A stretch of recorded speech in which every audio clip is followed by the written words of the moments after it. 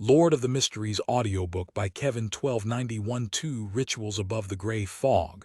In the ancient palace, Klein's figure appeared.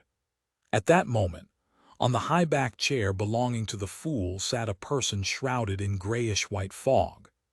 As Klein returned to Sephra Castle, this person instantly disintegrated, turning into transparent and distorted worms of spirit that flew to Klein and entered his body. Thankfully, the restrictions placed by 002 only involved no leaking of secrets or returning. I didn't have my connection with the worms of spirit that were guarding Sephra Castle severed. Otherwise, they would have already lost control and become monsters. Klein sighed inwardly as he sat at the seat belonging to the fool and picked up the fool card he had previously sacrificed to himself. As the card of blasphemy had already been activated, there was no need for him to seek out any additional incantations. All he needed to do was inject spirituality into it to see the corresponding changes. The Fool card quickly transformed into a miniature, illusory book. With Klein's guidance, it kept flipping back until it reached the last 2 pages. Sequence 1. Attendant of Mysteries. This is an angel who serves the profound mysteries. He has gained initial control of the corresponding domain's authorities. He can summon spirit body threads of objects that originally existed. He can combine many physical objects or abstract concepts together. The potion formula is as follows. Main ingredients: 1 attendant of mysteries beyond their characteristic. Supplementary ingredients: 9 spirit world specialties. Advancement ritual: build a town consisting only of marionettes and design a trajectory of fate for every marionette. By letting them interact with each other, they would act as a sufficiently real-life painting and create a corresponding area in the spirit world. The larger the town, the more the marionettes involved, the more detailed the daily lives are, and the more realistic and extensiveness the different fates are, the better the ritual's effects would be. Sequence 0. The Fool. This is a true deity. In a sense, he is an embodiment of the corresponding authorities. He is adept at using all kinds of methods to fool all things, showcasing all kinds of fascinating miracles. The potion formula is as follows. Main ingredients: the uniqueness of the fool. 2 attendant of mysteries beyond their characteristics apart from one's characteristic. Supplementary ingredients: control at least a quarter of the fog of history. Advancement ritual: fool time, history, or fate once. As he read, Klein slowly frowned and silently muttered to himself. Compared to the advancement ritual of attendant of mysteries, the fool's ritual is just too abstract. What does it mean to fool time, history, or fate? How does one decide if it's successful? Controlling at least a quarter of the fog of history is relatively simple for me. On the one hand, I know a lot of ancient secrets and have lit up many historical fragments. On the other hand, I can directly influence the fog of history through Sephra Castle. I'll put the fool's matter aside for now. Currently, my focus is on attendant of mysteries. You have to walk 1 step at a time before running is possible. Of course, some lucky ones can fly directly. It's very easy to find the 9 specialties in the spirit world. Be it to get Miss Messenger to help, or to seek the 7 Lights' advice, this isn't a problem. The advancement ritual is very close to the environment around Zaratul and the Antigonus family's ancestor. Furthermore, it matches what the 7 Lights said about having a close connection with the spirit world. I can determine it to be true for now. With this in mind, Klein took off the topaz pendant wrapped around his left wrist and used divination to confirm the authenticity of the attendant of mysteries potion formula. It wasn't that he didn't believe in Emperor Roselle, but his fellow countrymen had likely been influenced by Mr. Dorr before he created the cards of blasphemy. He had gone to the moon and suffered the corruption and contamination of the mother goddess of depravity, thus resulting in distorted memories. It was precisely because of this that it was highly possible that Roselle had buried some traps in the key areas of the cards of blasphemy in his final days. In this aspect, Klein had always been cautious and careful. Speaking of the primordial moon's true form, the most powerful Great Old One, the mother goddess of depravity, could it be that the emperor had unknowingly been tainted based on her title on the moon? Perhaps there are many younger brothers and sisters that Bernadette has never met before. Of course, it's unlikely that there are gender differences. The marionettes needed for the Attendant of Mysteries ritual can be obtained from the forsaken land of the gods. The copious number of monsters there is a good thing. Furthermore, I've accumulated quite a few of them previously. As Klein's thoughts wandered, he turned his head to look at the other side of the ancient palace and made the grayish-white fog beside the junk pile dissipate. As the fog receded, rows of brownish-yellow seats appeared, each of which sat a figure. Those figures were either giants covered in silver armor, humans with deformed facial features in linen clothes, and large chunks of flesh overgrown with eyes. They sat quietly in their rows of seats, their eyes glazed over and indifferent as they stared in the direction of the long mottled table. These were all marionettes that Klein had gathered in the forsaken land of the gods. Every time he needed to switch location, and it wasn't convenient for him to carry too many with him, he would sacrifice a batch of them above the gray fog. Of course, this had nothing to do with environmental protection. Instead, it was what had happened to the foggy town and the scene displayed by Zaratal. It made Klein instinctively believe that there was a high chance that a particular ritual would require many marionettes. Therefore, he had always been very frugal in this aspect. As for why he didn't hang these marionettes up, and had made them sit in rows in a conjured theater as members of the audience, this was because Klein felt that the actions of the Antigonus family's ancestor in Zaratal were a little perverse. He had tried to imitate and mimic them, but the goal was for acting. Now, he didn't need it anymore. But how can such a marionette city produce corresponding spirit world information? The spirit world is a gathering of the past, present, and future information, but it doesn't directly include such fake objects, generated from what others know. Every living being's actions and words would be reflected in the spirit world in an abstract manner, becoming the source of divination. When their actions, words, and certain intense feelings are clearly built into a marionette city, the city's spirit world projection would appear, turning into a true existence.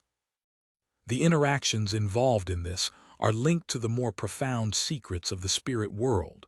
Klein closed the Fool card in thought and played with it. As he had already reached the angel level, he had a certain understanding regarding the creation of the cards of blasphemy. Back then, not only was Roselle able to draw powers from knowledge, but he could also give actual powers to abstract knowledge. As for what kind of material the emperor used to create it, and how he accomplished the effects of anti-divination and anti-prophecy at the level of deities, Klein was unable to figure it out. After some thought, Klein tried to accommodate the Fool card in his body. His condition immediately changed. His body was covered with colorful clothes, and there was an extremely gorgeous piece of headwear on his head. His aura was deep and terrifying, but it gave off a comical, ridiculous, ludicrous feeling.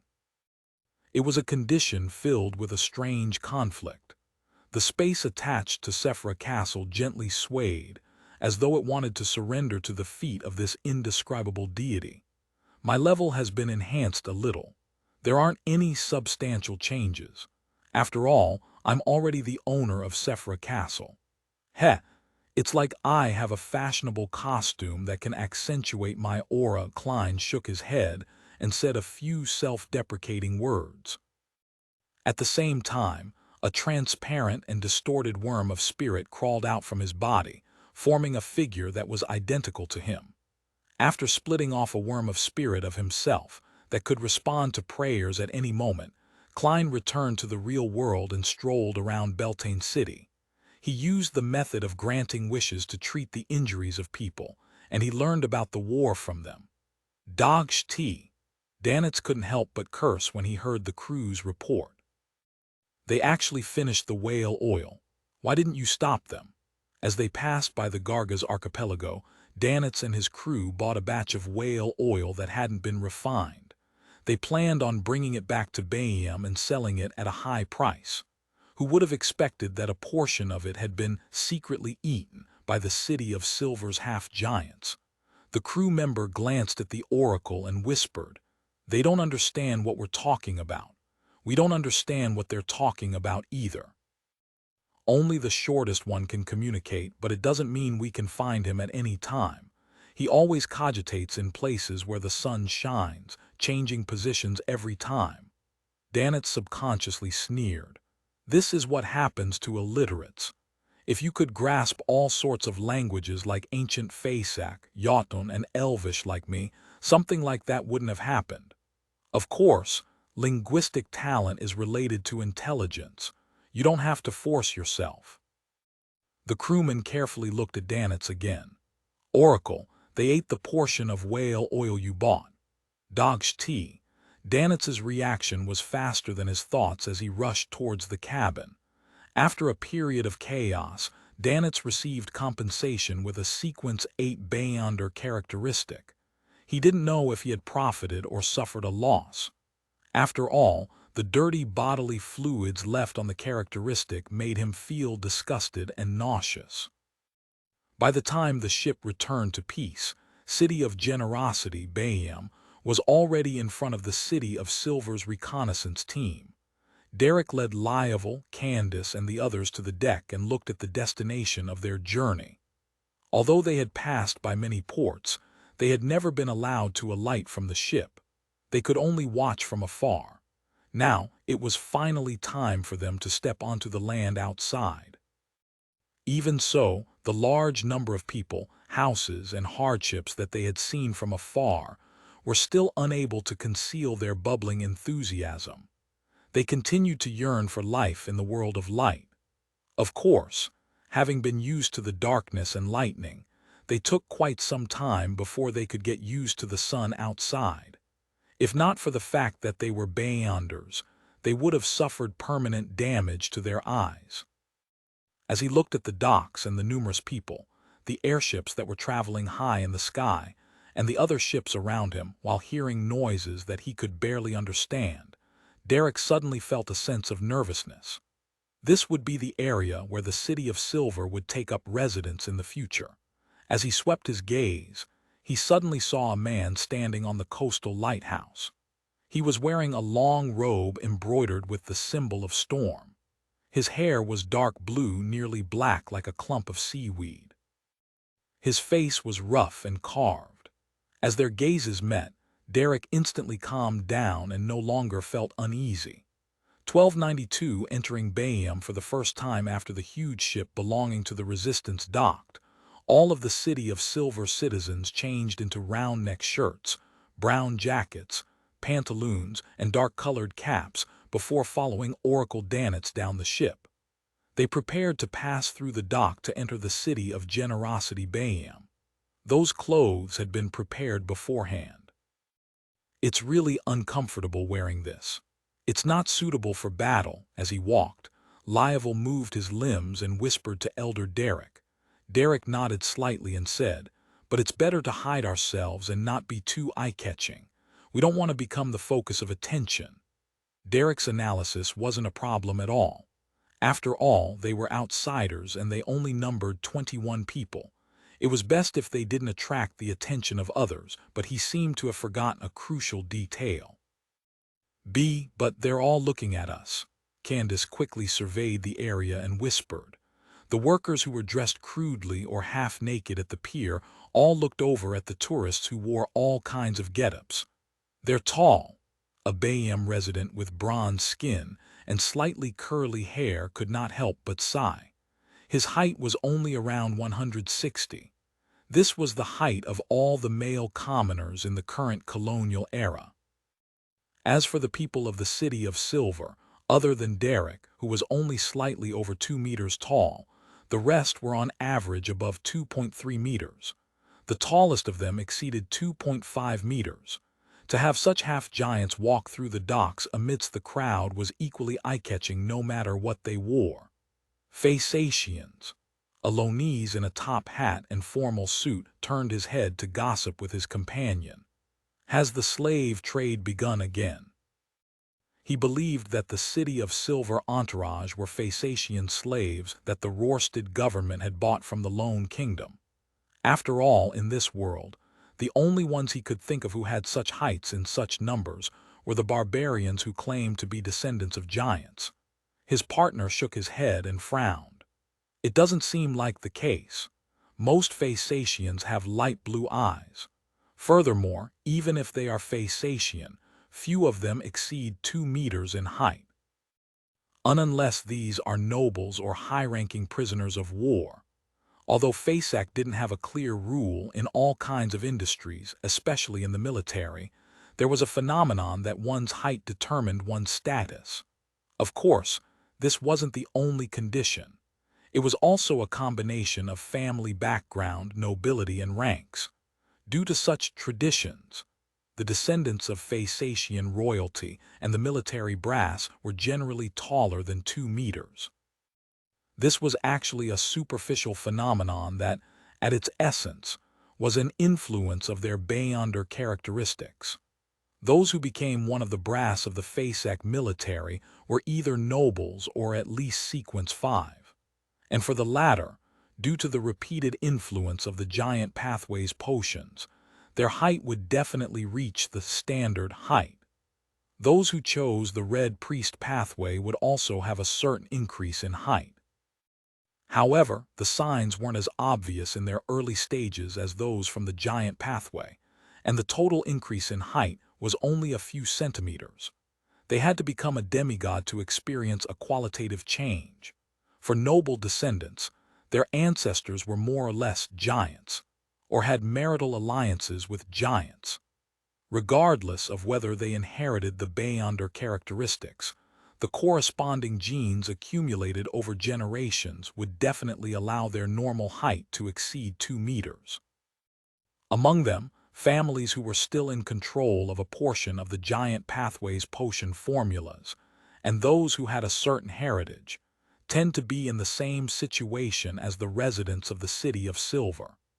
The royal family in charge of the Red Priest pathway maintained the heights of their descendants through marital alliances. The residents of the City of Silver, who were being scrutinized by numerous gazes, felt increasingly uneasy. It was as if they had returned to the cursed land where they were being watched by monsters as they walked in the dark. Derek was very calm and composed. He looked around and said to the members of the reconnaissance team, "They don't have any ill intentions." After confirming that Mr. Hanged Man was in this city, and how he knew that he had arrived, Derek no longer felt isolated and helpless. It wasn't that he didn't trust the messenger that Mr. Fool had appointed, but that he believed that he didn't want to trouble a god as much as possible in his daily life. The best thing to do was resolve problems himself. And when it came to dealing with his own problems, Derek was ultimately unfamiliar with the outside world, so he wasn't too confident. At this moment, to have an experienced, trustable, extremely intelligent native with a meticulous mind help him would definitely be the best option. Of course, Derek also knew that Mr. Hanged Man wouldn't make any contact with him on the surface because he belonged to another faction. He wasn't a believer of Sea God, so if he acted too warmly over matters regarding the City of Silver, he was bound to be suspected. However, there will always be a proper reason and suitable opportunities to meet, Derek thought in anticipation. Amidst his thoughts, he and the members of the City of Silver's reconnaissance team followed Danitz out of the dock and arrived on the streets. Their vision suddenly broadened as they saw more people than before and heard all sorts of voices. To the people of the City of Silver, This was even more lively than the grandest harvest in their hometown. At a glance, there were countless people dressed in strange clothes with all kinds of unique characteristics. Some were in a hurry, others were strolling leisurely, and some were carrying large pieces of fruit. They used pipes to suck in the liquid, or held food that looked like the delicious pies on the ship, occasionally taking a bite. Apart from these, horse-like creatures that pulled carriages producing tinkling sounds, the metallic objects that moved extremely fast, and the smell of the various spices that filled the streets made people of the City of Silver feel like they had come to another world. And to them, this was indeed another world. Even though they were a little fearful and uneasy, and were not too used to such a scene, everyone could clearly feel the vibrancy of this scene. This was like the sunlight in one's soul, reflecting the sun in the sky. This is the place where we will live, battle, and reproduce in the future.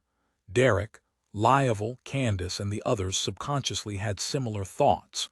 They felt a little uneasy but didn't reject any of it. Danitz looked at their faces, which had been stunned silly by Bayam's bustling scene, in satisfaction as he inwardly muttered, "This is only Bayam. If you were to go to Trier and Backlund, are you going to kneel down and kiss the ground?" This world-famous pirate controlled his urge to mock them, as he was now Mr. Fool's messenger. He couldn't ruin the image of a deity. After leading the City of Silver people to a rather luxurious hotel, Danitz gestured for the crew to handle the check-in as he spoke in fluent Jotun to his guests. "It's getting dark. We'll stay here for one night and leave the city tomorrow. The place where you will build your city has been arranged. It's on the other side of the forest. There's a natural harbor and a few roads that lead to Bayam. Roads to this city. After that, we'll expand the main road and build a railway that leads to your city." Railway. Derek, who had studied during the tarot gathering, knew what it meant. He nodded gratefully and inwardly praised Mr. Fool once again. Danitz continued, "We've already helped you level the area and left the space needed for some basic facilities such as water pipes and gas pipes. When you begin building houses, we'll send a team over to help with the matters. Also, the corresponding construction materials and temporary tents have been prepared for you. Thank Mr. Fool. There's also the help of the Church of the Lord of Storms in this matter. Otherwise, we wouldn't have been able to purchase so much material. However, they mainly did so to earn additional funds." The Rorsted new government hadn't been established for long, and its connections with the outside world weren't comprehensive enough. What they didn't expect was that the Church of the Lord of Storms had taken the initiative to provide help on the City of Silver's matter. Water pipes, gas pipes. Derek gradually couldn't understand what was being said, but he still put on a pensive expression. There were a few times when Danitz nearly said the word "dogsh-tea" in passing. Without speaking another word, he introduced the hotel. "This is a hotel that Phasacians like to live in at Bayam the most. The ceiling might be a little too low for you, but it won't be low enough to hit your heads." With that said, Danitz smiled. "At the end of this street is Red Theater." He revealed a smile that all men understood. However, the people of the City of Silver didn't understand. Seriously, the Emperor said that the most ancient human occupation is the selling of their bodies. They actually don't know what I'm talking about. The corners of Danitz's mouth twitched as he gave up on the topic. After his second and third mates were done with the check-in, he led the entourage up to the second floor and assigned them their rooms. After doing this, he took out a stack of cards that he had long written, and he distributed them to the members of the City of Silver who were scouting the area. Every card has a few words in the local language and the corresponding word in Jotun. If you need any services or food, you can ring the bell here. When the attendant comes over, show him the card. Of course, they might not be able to understand it, but they will definitely seek help from people who understand it. This was a simple and easy method to understand. The people of the City of Silver easily grasped how to use the cards, secretly excited that they could finally communicate with the people here. Following that, Gambits demonstrated how to switch on the water and how to use the toilet, and how to light up the gas wall lamps. It made Derek, Liovel, and Candace feel like they had arrived at a divine kingdom. All it took to have water flow was to press a switch. A button was enough to wash away their excrement without leaving any stains. There was a lantern that kept emitting light once it was ignited. These were all things that they didn't dare to imagine in the past. And these things would become part of their new lives.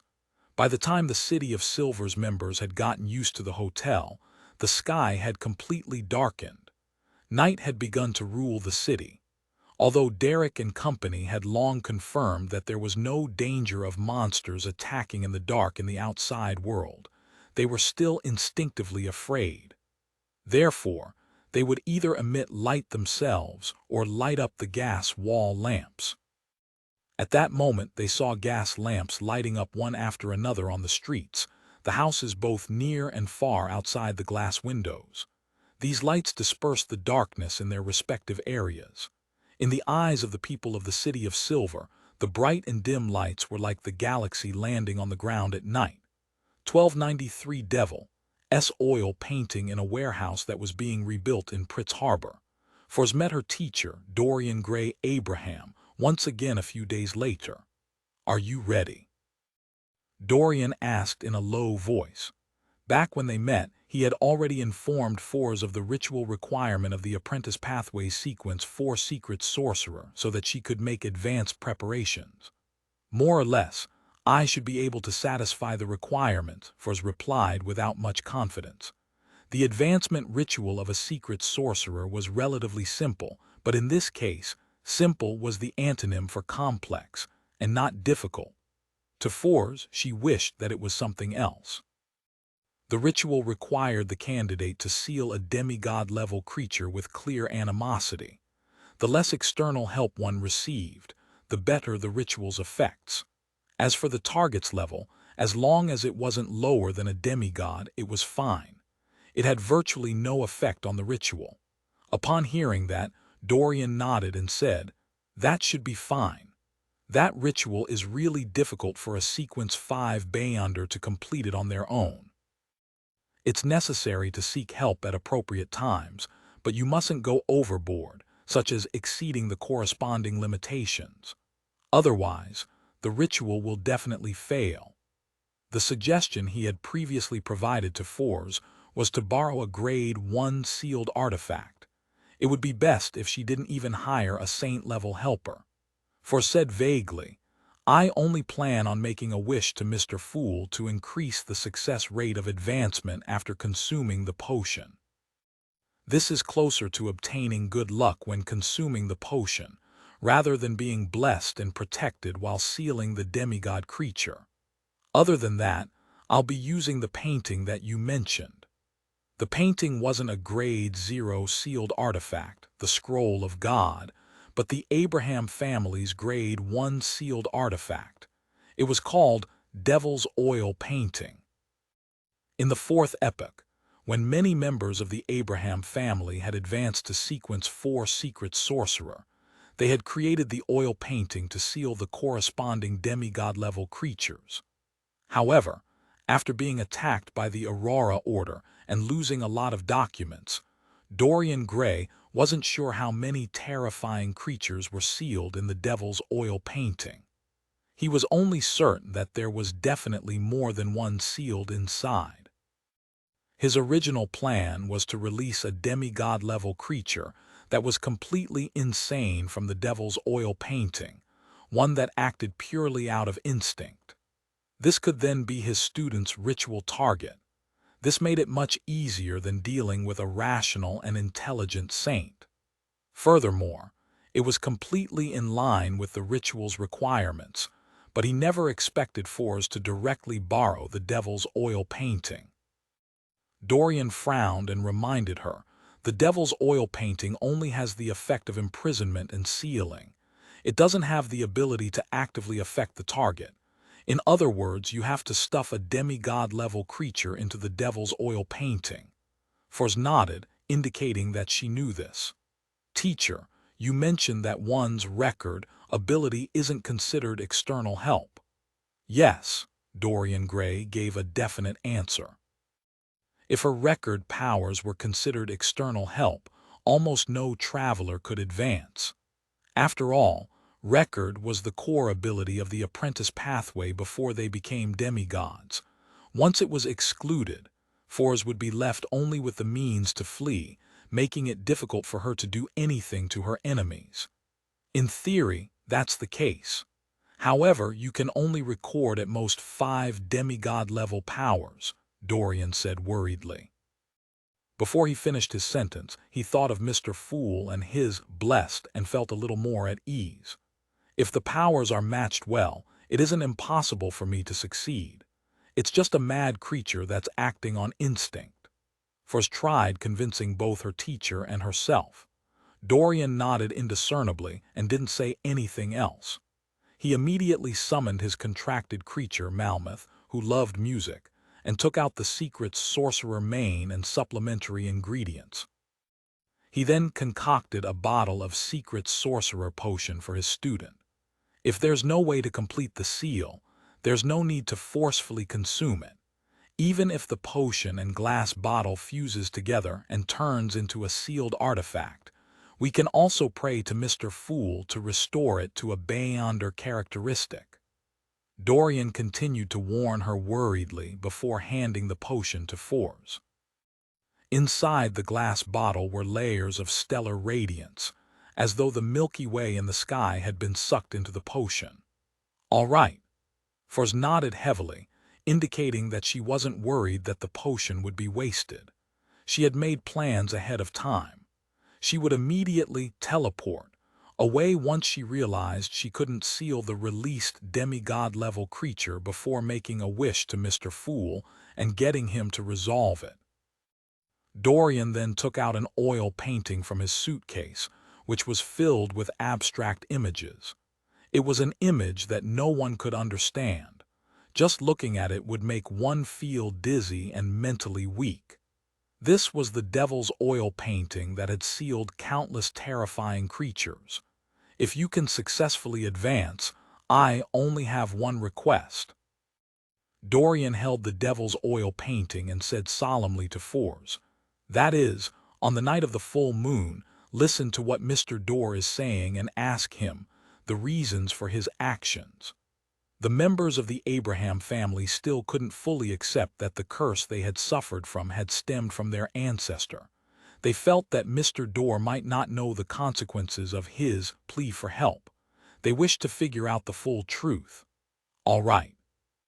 Faced with her teacher's sincere request, Force agreed without any hesitation. Following that, she took the devil's oil painting, teleported out of Pritz Harbor, and came to a vast desert where no humans lived. This way, even if an accident happened during the ritual, she had plenty of time to resolve it and not affect ordinary people. After checking the surroundings and preparing herself, Force inserted the devil's oil painting into the ground. She then clasped her hands together and bowed her head to pray to Mr. Fool. She wished that he could increase her chances of advancing after consuming the potion. Without any pause, she saw the illusory grayish-white fog and knew that Mr. Fool had already responded. After stalling for a few seconds, Force finally convinced herself. She took out the herbal powder she had prepared, and she scattered it on the devil's oil painting. Then, she recited the incantation to release the seal in Jotun. This was an incantation that only released one creature. Without a sound, the powder that was floating in the air landed on the oil painting and rapidly spun around a central point. As it spun, the surface of the oil painting turned illusory as if a deep vortex was forming. Suddenly, a bluish-black hand emerged from the vortex, one that showed signs of decay. It stretched out from the oil painting to the outside world. Force's body suddenly turned cold as though she had fallen into a frozen lake. While clearing up her mind, it also made her seem to lose control of her body. No matter how hard she tried, she was unable to move her limbs. At that moment, Force seemed to return to her past state of writing books at night and sleeping during the day. At that time, she often felt that she had woken up, but she couldn't move at all. It was as though she was being pressed down by an invisible creature. Although the terrifying creature in the devil's oil painting had yet to fully escape, its influence on the outside world with its godhood made Force lose most of her ability to resist. Once it fully escapes from the oil painting, Force would even lose control merely from looking at it directly. The difference between the two in their lives' natural order was unimaginable in certain aspects. Gradually, Force's consciousness blurred a little, having a nagging feeling that she was already lucid. She raised her arm and moved her feet, but on second thought she realized that it was only her imagination. As her body turned colder, the feeling of being pressed down by an invisible creature became more obvious. Fortunately, she had a bunch of demigods providing her information, allowing her to close her eyes in time. She didn't look at the devil's oil painting. Otherwise, the consequences would be dire. Using cogitation to maintain a certain level of clarity, Force began counting down. According to Mr. World's warning, she knew that the terrifying creature would need 5 seconds to completely escape the devil's oil painting. 4, 3, 2, with just 1 second left, an illusory book appeared in Force's eyes.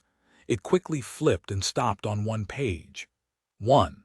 Just as Force finished counting, she suddenly spread open her arms. Around her, peach blossoms fell in a colorful resplendence. The bluish-black hand that was about to grab her neck moved away from her, and was blocked by the peach forest that was blooming with vegetation and flowers. It was separated by a mountain that was the forest's river source, making it only possible for it to enter through a small cave. This was a fairytale magic Force had recorded from Ma'am Hermit. It was called Peach Blossom Source.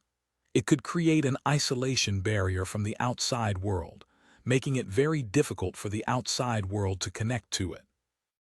Seizing this opportunity, Force, who barely managed to regain control of her body, took out a queen chess piece from Roselle's chess from a pocket and threw it at the source of the peach blossom scene, throwing it at the cave that penetrated through the flowing river.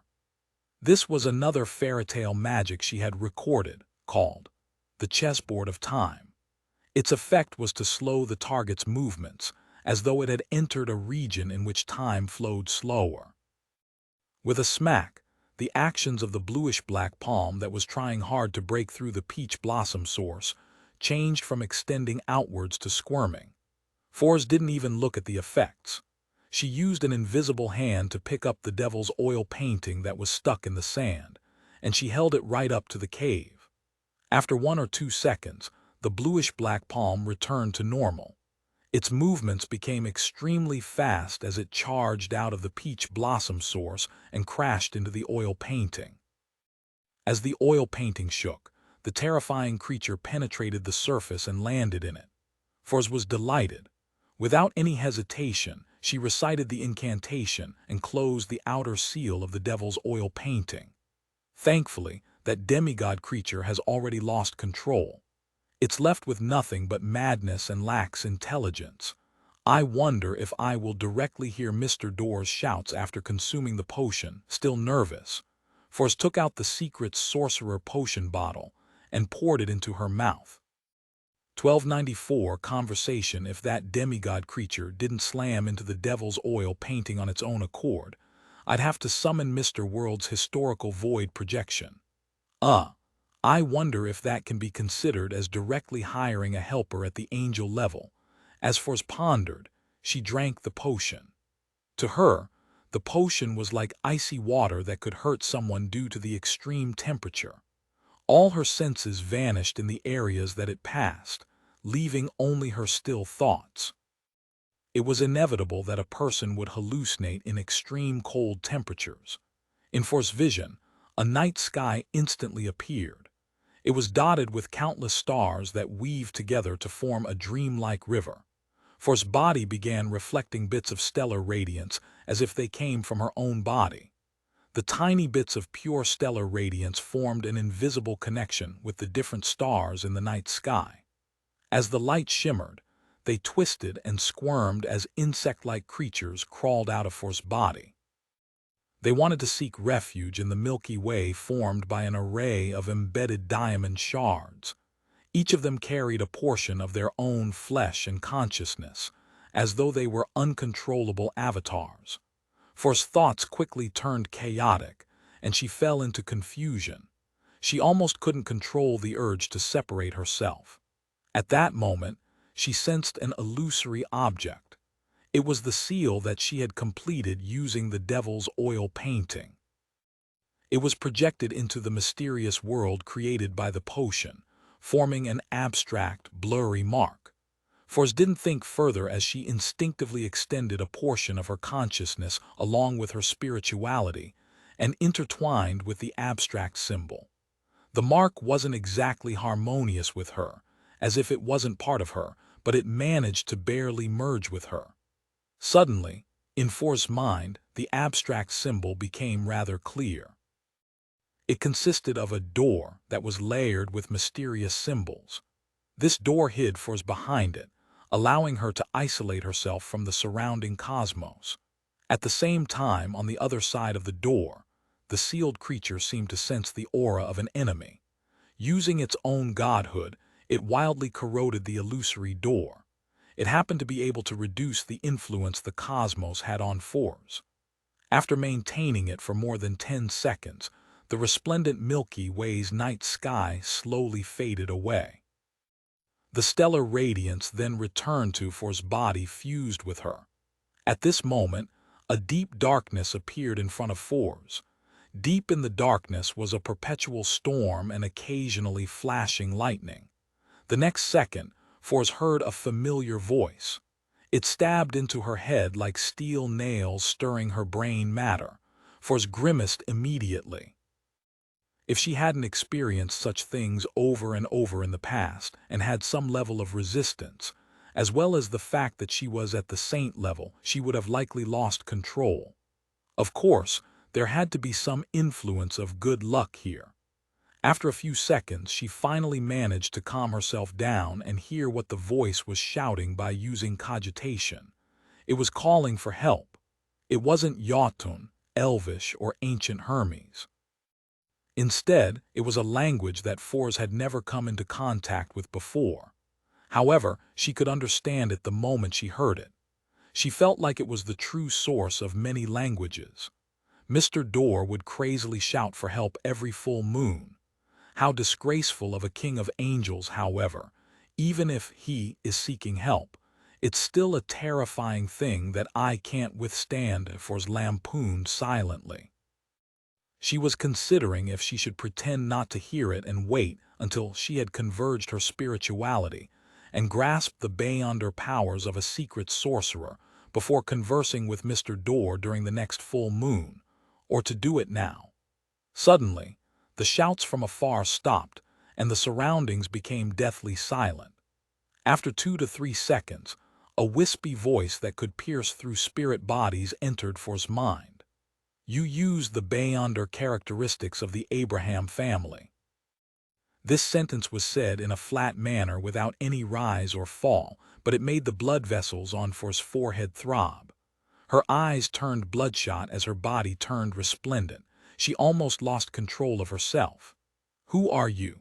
For's composed herself and asked deliberately. The voice that seemed to lure her into losing control said in a low, smiling voice, You can call me Mr. Door. You should be familiar with me. The King of Angels from the 4th epoch directly pointed out that For's had a certain connection with him. She could hear the full moon ravings. I'm going to write you into a novel. For secretly gritted her teeth and asked, Honorable Mr. Door, are you the ancestor of the Abraham family, Your Excellency Bethel? The voice that had crossed countless barriers returned to its flatness. Yes. Then, do you know that your cry for help has caused the entire Abraham family to be trapped in a curse that has lasted for more than 1,000 years. It's basically impossible for anyone to become a traveler or even a scribe. They often lose control during advancements or the night of the full moon. Force felt that she couldn't speak to Mr. Dorr for a long time. Otherwise, her inclination towards losing control would be irreversible. She directly posed the question that the Abrahams were most concerned about. Mr. Dorr fell silent for 2 seconds before saying, "They no longer have secret sorcerer or demigods. There aren't any after the War of the Four Emperors, and the curse you brought has made it impossible for them to advance to a demigod. If you can stop crying for help for 10 years, a new Abraham demigod might be born. This will greatly aid in your escape," Forrest sincerely suggested. Mr. Dorr sighed and said, "I have been exiled to an eternal darkness and suffer the blockage of a perpetual storm. I have no way to know what's happening in the real world, nor did I expect that there isn't a single demigod left in the entire Abraham family." Lies. The one who calmly made this conclusion wasn't Forrest, but rather Klein, who had accommodated the fool's card as he held the staff of the stars while sitting in Sephra Castle. He had been closely monitoring the corresponding crimson star. He remembered that the Emperor had mentioned in his diary that Mr. Dorr had a certain understanding of reality. He seemed to be able to use the changes brought about by the full moon to see the situation outside the seal. After sighing, Mr. Dorr continued, "Besides, I can't control the cries for help during the full moon." "Why?" Forrest asked in surprise. Mr. Dorr said in an ethereal voice, "You're already a demigod, so you should know very well that the higher the sequence, the greater the threat of going mad. An ordinary angel, even those who can walk the land freely and do what they like, without needing to engage in any additional battles, could also be gradually influenced by the Beyonder characteristics and become less like themselves. They might even enter a half-crazy state. I'm a king of angels who has been exiled and sealed for more than 1,000 years, and I don't even have someone to communicate with. My not going crazy means that I'm sufficiently powerful and lucky. On each full moon, the madness in me will be strengthened. I can't control it and can only constantly call for help. So that's how it is. If I were locked up like this, I might have gone crazy in a few months. If I'm provided alcohol, newspapers, magazines, all kinds of books, and various delicacies, I can last a year, no, half a year."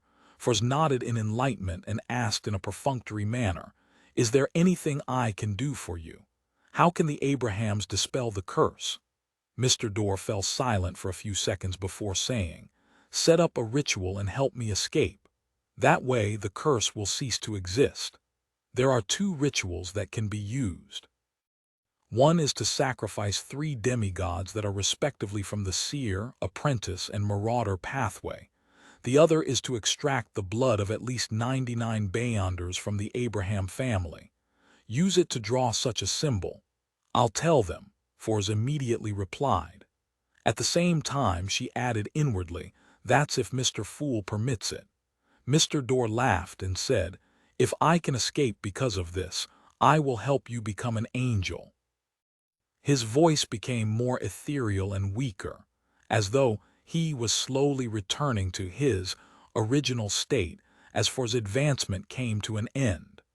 About 2 to 3 seconds later, Forrest couldn't hear the sounds that slowly pushed her onto the path of losing control. The deep darkness and horrifying storms in front of her also vanished.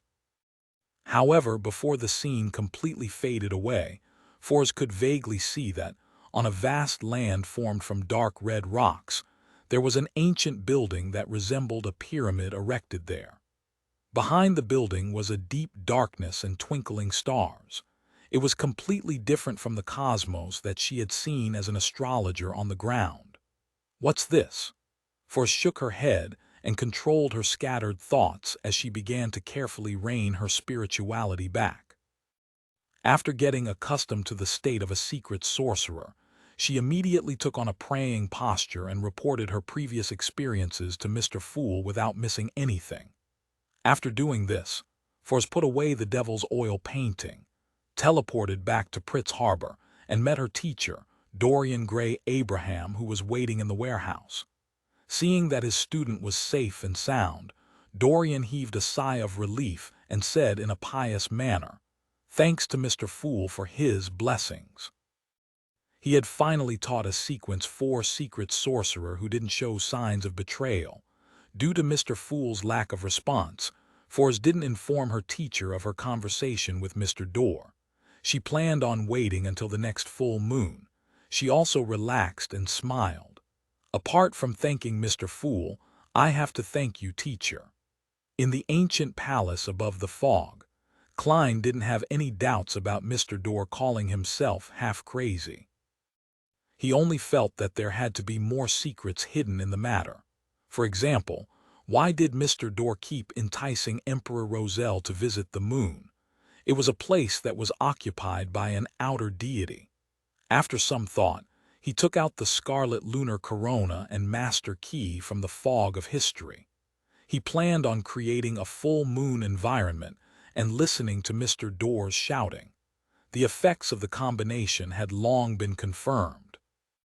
Klein quickly heard the voice that seemed to pierce through his spirit body. The content of the shouting was, "Don't save me, don't save me. 1295 The aftermath from the war, frontlines don't save me, don't save me," being located in Sephra Castle, and having accommodated the Fool's card, Klein already had the status of a king of angels. He no longer suffered any direct corruption from Mr. Dorr's cries, but the contents of the cries made his scalp tingle. His pupils dilated and he couldn't help but feel a sense of horror surging in his heart. He originally believed that Mr. Dorr was constantly shouting for help, but what he heard now was, "Don't save me."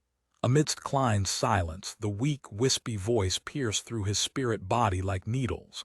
After shouting for more than 10 seconds, it suddenly changed. "Help me, help me." This time, there was a certain change in the language used. Klein expressionlessly leaned back into his chair and listened for nearly 10 seconds. Following that, he removed his control over the master key and the scarlet lunar corona's historical void projection, allowing the atmosphere of the space above the gray fog to completely return to silence. Phew. He exhaled as he tapped the edge of the long mottled table out of habit and muttered to himself, "Mr. Dorr is indeed half mad, but the mad part isn't the him who is desperately screaming, but the him who appears calm, the one that's able to communicate with people rationally.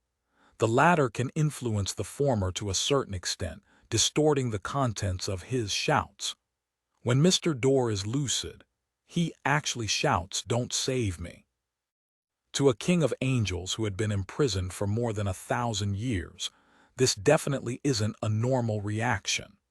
Unless he feels that he will bring a disaster that he doesn't wish to see upon returning to reality, a king of angels that has completely lost control. Together with Mr. Dorr's communication with the Emperor, and how he had been constantly enticing him to visit the moon, which is occupied by an outer deity. There is another possibility to this matter. Mr. Dorr, who was exiled, lost the protection left behind by the original creator. He encountered the corruption of a particular outer deity and lost most of his rationality. His condition is only slightly better than the chained god. The apprentice pathway can wander the cosmos at sequence 3. Mr. Dorr's honorific name also includes the title of Guide of the Endless Cosmos. Does this mean that before this king of angels was exiled, he might have already made contact with outer deities and came under some influence? Yes. What does Miss Magician's final glimpse of the Crimson Land, pyramid-like buildings, and cosmos in a different area represent? This doesn't seem like it's in the current solar system, but it's a little different from the mausoleum that a black emperor needs. It's the lair of some outer deity who affected Mr. Dorr, Or should I say that when Mr. Door became a planeswalker and left legends behind on other planets with living beings, this is one of his anchor points. It's highly likely the latter, because when Miss Magician saw this scene, she didn't encounter any corruption from the cosmos. The more Klein thought about it, the heavier his heart became. This was because it was possible that this was a reflection of how the apocalypse would dawn. The apocalypse was definitely not something that wouldn't happen by not thinking about it or pretending not to know.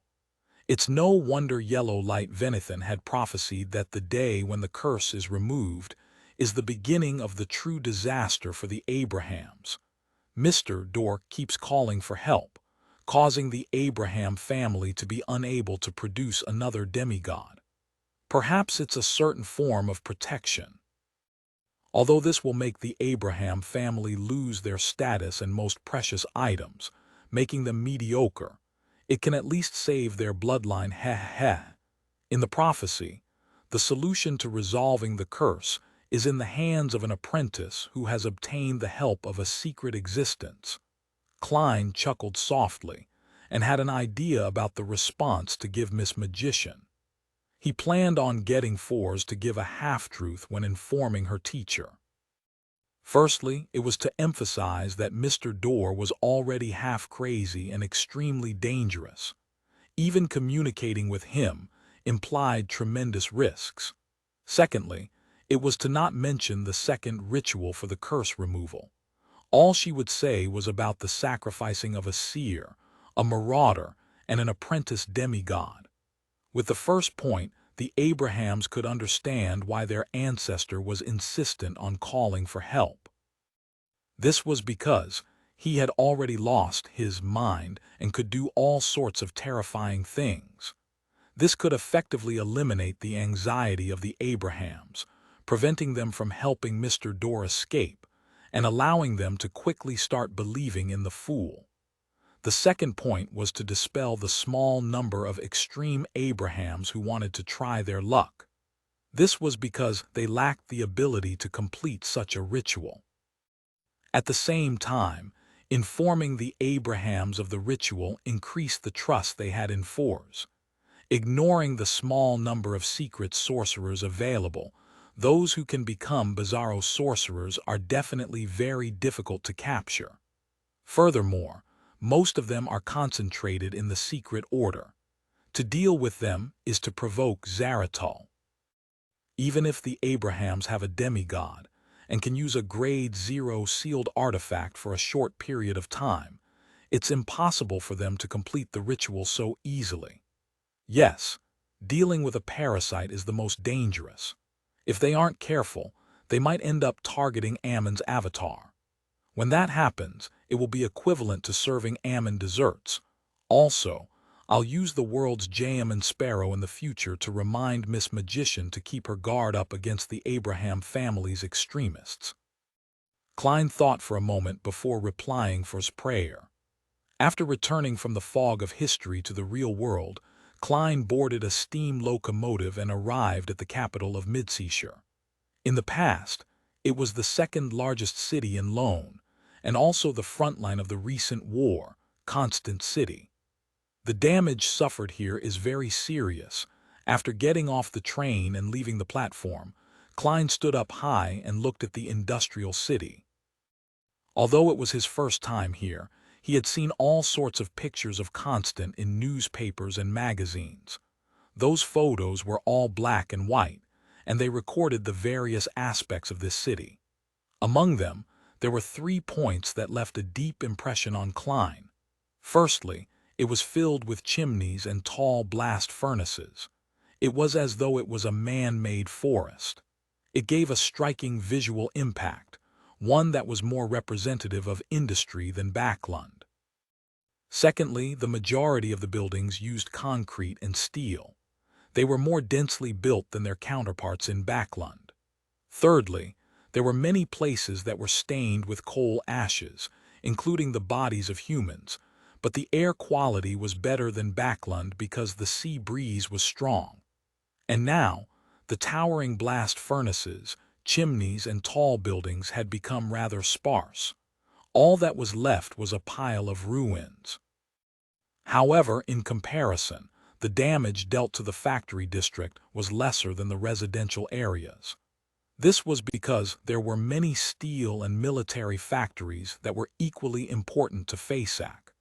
The death toll here is definitely more than 100,000, Klein sighed inwardly. He carried his luggage and walked down the stairs to the steam locomotive station and entered Constant City. On the way to the hotel, he continued his acting as a miracle invoker and randomly chose a young, burly man in his 30s. I'm a wandering magician. My best magic trick is to grant anyone's wishes. Do you want to try it? The previously thin-skinned Klein was now able to strike up a conversation naturally. The burly man glanced at him and waved his hand impatiently. Can you let my father, mother, 2 brothers, and a child be revived? With that said, he didn't wait for the magician to respond as he walked towards the nearest public carriage station in a slightly irritable manner. He struck his left chest with his right fist. Klein stood where he was and maintained the smile on his lips as he quietly watched the man leave. He recalled a magazine he had read on a steam locomotive. It contained several pages of images reflecting the current state of each cemetery in Constant City. The tombstones were similar to the original chimneys and blast furnaces. The racks that held up urns of ashes resembled tall buildings that had collapsed. The entirety of Constant City seemed to be buried in a cemetery. Retracting his smile, Klein walked around the already dried-up fountain and walked to a nearby inn. Along the way, he heard many pedestrians discussing haunted places and the places with terrifying monsters. When I was passing by the Maris River, I heard a lot of people crying in the water. I didn't dare to look and ran back into the city like the wind. That's nothing. I saw something even scarier on 9 Hyacinth Street. There was a face plastered on the window there, a very pale face. A few passers-by disappeared behind my house and the blood continued all the way to the nearest ruin, but the police couldn't find the bodies. How terrifying. May the goddess bless us. Holy Lord of Storms. Let these ghosts and monsters stay away from us. By the way, City Hall has posted an announcement that we are to report it to the police the moment such things are discovered. From the looks of it, the meat grinder-like war made it impossible to placate many corpses, allowing them to turn into ghosts. Few, most of the time, some of the dead might not even have their bodies left intact. Yes, there are definitely many Beyonders who lost control due to a mental breakdown or from losing their limbs.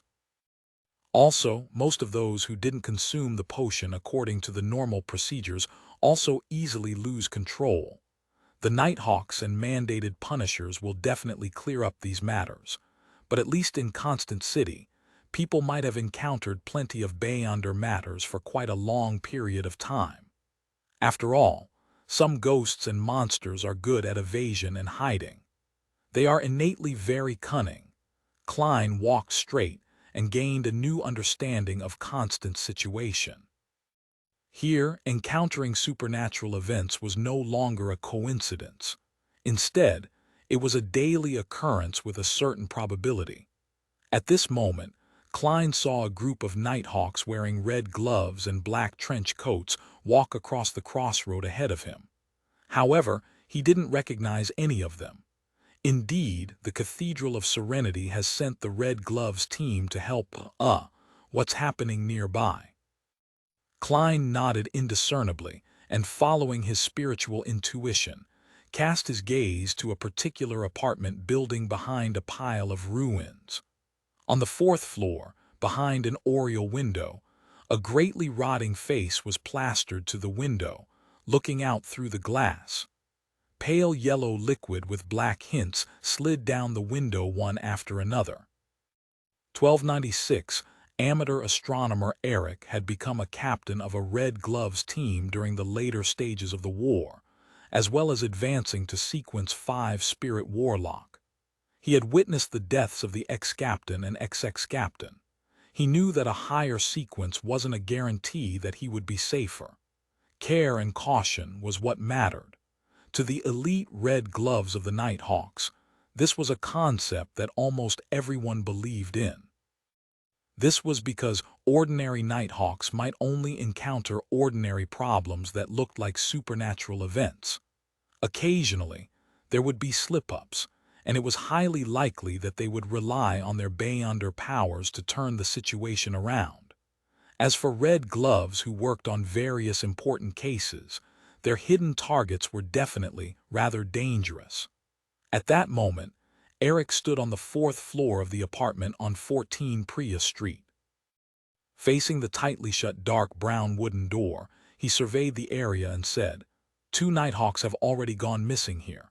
We must not be careless." Initially, several residents of this apartment block reported it to the police.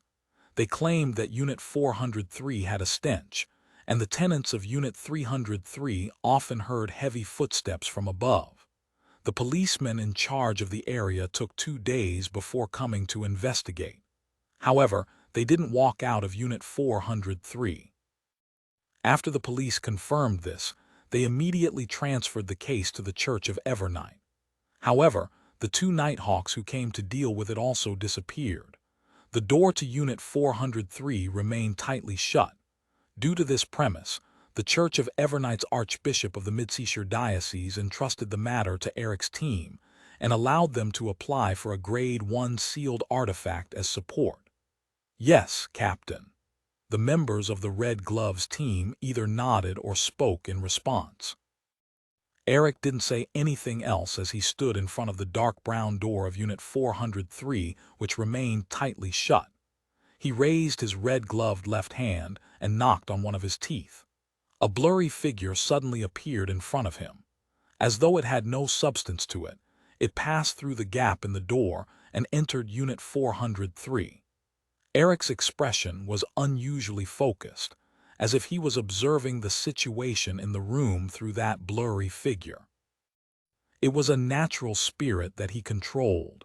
It wasn't especially powerful, but it had special abilities. It usually lived on his left front tooth. Under the current situation, Eric believed that they shouldn't barge in directly. It was best to do reconnaissance first. Even if his team had a good mix of powers and a powerful sealed artifact to help them, they had to be cautious. If he could figure out the situation inside and prepare for it in a targeted fashion, he believed that things would be much easier. Right at this moment, tiny blood vessels protruded in Eric's eyes, and some of them even exploded. When his vision turned bright red, Eric heard a heavy creak. The dark brown door suddenly opened. There were a total of 6 figures in the room. 3 police officers wore black and white uniforms. They were sitting on high-backed chairs, high stools, and the sofa. 2 of them were wearing half-top hats, black trench coats, of which one was standing by the door, and the other was standing behind the oriel window. His face was pressed to the surface of the glass, as if he was watching the streets downstairs. There was also a figure sitting on a high stool at the edge of the balcony. In front of him was an exquisite astronomical telescope. The skin of the 6 figures began to swell, as though they had been injected with gas. Some parts of the body had even cracked and were highly decomposed, but they still hadn't dried up. They exuded a bluish-black glisten as light yellow liquid with hints of black flowed out. Sensing the door open, the 6 figures turned to look at Eric and the others. The first was the Nighthawk standing in front of the door. The last was the man wearing a cotton shirt behind the astronomical telescope. He had one of his eyeballs, its blacks and whites separated, clearly glued to the telescope's lens, allowing him to only use his remaining black, empty socket to scan the Red Gloves team outside. A faint stench drilled into the noses of Eric and the others as an indescribable coldness filled the surroundings. Eric instinctively raised his hand to hit his teeth, releasing more spirits. Then, he used his nightmare Beyonder powers to forcefully drag all his targets into a dream. However, no matter how he tapped his teeth, he didn't release his soul. His spirit warlock Beyonder powers seemed to have vanished instantly. At the same time, a nightmare in the Red Gloves team also discovered in surprise that he was unable to pull someone into a dream. At that moment, apart from the enhancement in their physique brought by the potion, their Beyonder powers mysteriously vanished. "Leave this place," Eric ordered without hesitation. He had never encountered such a strange situation before. All he could do was get the team to retreat first before choosing a sealed artifact to handle the situation in a targeted manner. However, he and his team members didn't move despite his orders. It was as though their bodies were no longer taking orders. Eric instinctively lowered his head and looked at his lower body. His legs were swollen and his pants were torn. In addition, he could clearly feel that his skin was decaying, rotting, and running with pus. He and his Red Gloves team had yet to truly come into contact with their target, but they had fallen into a nightmare of watching themselves die, swell, and rot bit by bit with no way to escape. Right at this moment, Eric's bloodshot eyes reflected a normal palm. He held the handle and gently pulled it. Thud! The dark brown door of Unit 403 closed once again, separating Eric and his Red Gloves team from the creatures in the room. They instantly regained control over their bodies. However, their legs seemed to have suffered significant injuries. It was a little difficult to move them, be it raising their feet or bending their knees. Eric didn't bother checking on his injuries. He quickly cast his gaze on the palm that closed the door and its owner. It was a young man wearing an ancient hat and a long black robe. His facial features were ordinary, making it impossible for one to have a deep impression of him. It was a face that one forgot in seconds. "I sincerely advise you to return now and leave the matter to the Archbishop or high-ranking deacons to handle. Of course, you have another choice. That is to ask me to grant a wish. I'm a wandering magician named Merlin Hermes. My specialty is granting the wishes of others." Klein spared no effort in enticing others to make a wish. When he saw the rotting face on the oriel window earlier, he suddenly had an ominous feeling, so he specially came over to confirm what had happened. Grant wishes. Eric recalled the education he had received during his training in the Holy Cathedral. A high-sequence Beyonder might be in a state of being imprisoned or sealed.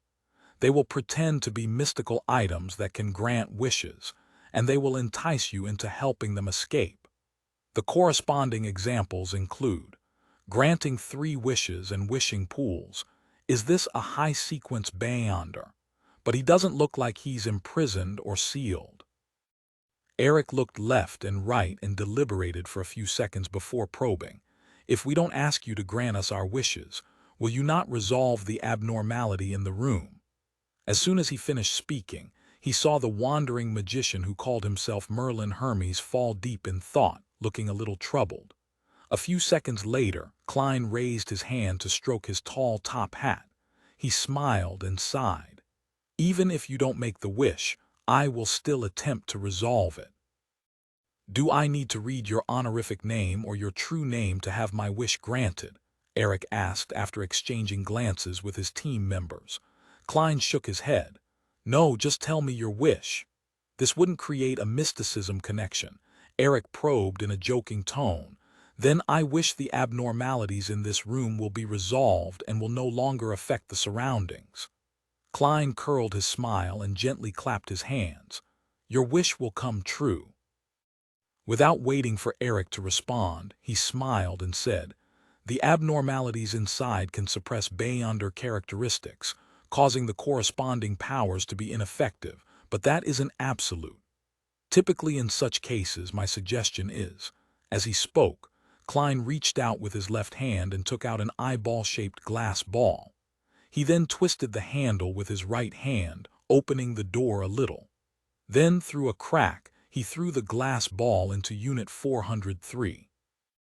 As the glass ball flew, it constantly absorbed the surrounding light and gave off a brilliant, pure, extreme sunlight that resembled a miniature sun. The next second, Klein closed the door with his right palm. lest Eric and company's eyes couldn't take it. My suggestion is to use a Grade 1 sealed artifact in the Sun domain to purify the entire area. While saying that, Klein recalled the mutated Sun's sacred emblem behind Tingen City's Channy's Gate. Although it was only a Grade 3 sealed artifact, it could still deal with the rotting creatures inside given enough time. Just as Eric was about to say that they had brought a similar sealed artifact, but just didn't have the chance to use it, he saw Mr. Merlin Hermes open the door to Unit 403. The 6 figures inside had vanished into thin air, and the different Beyonder characteristics were slowly condensing. The originally cold and sinister stench had been completely melted by the warm feeling. "It's been resolved?" Eric asked after some hesitation. Klein shook his head with a smile. "No, the root of the problem is still here." "Have you investigated the owner of this place?" Eric replied immediately. "He calls himself John, an amateur astronomer. He likes to study the cosmos using specialized telescopes at night." Studying the cosmos. Klein walked into the room without batting an eyelid, and he casually instructed, "Search the area and find any possible clues." For some reason, Eric suddenly felt that Mr. Merlin Hermes was the captain from back when he first joined the Nighthawks.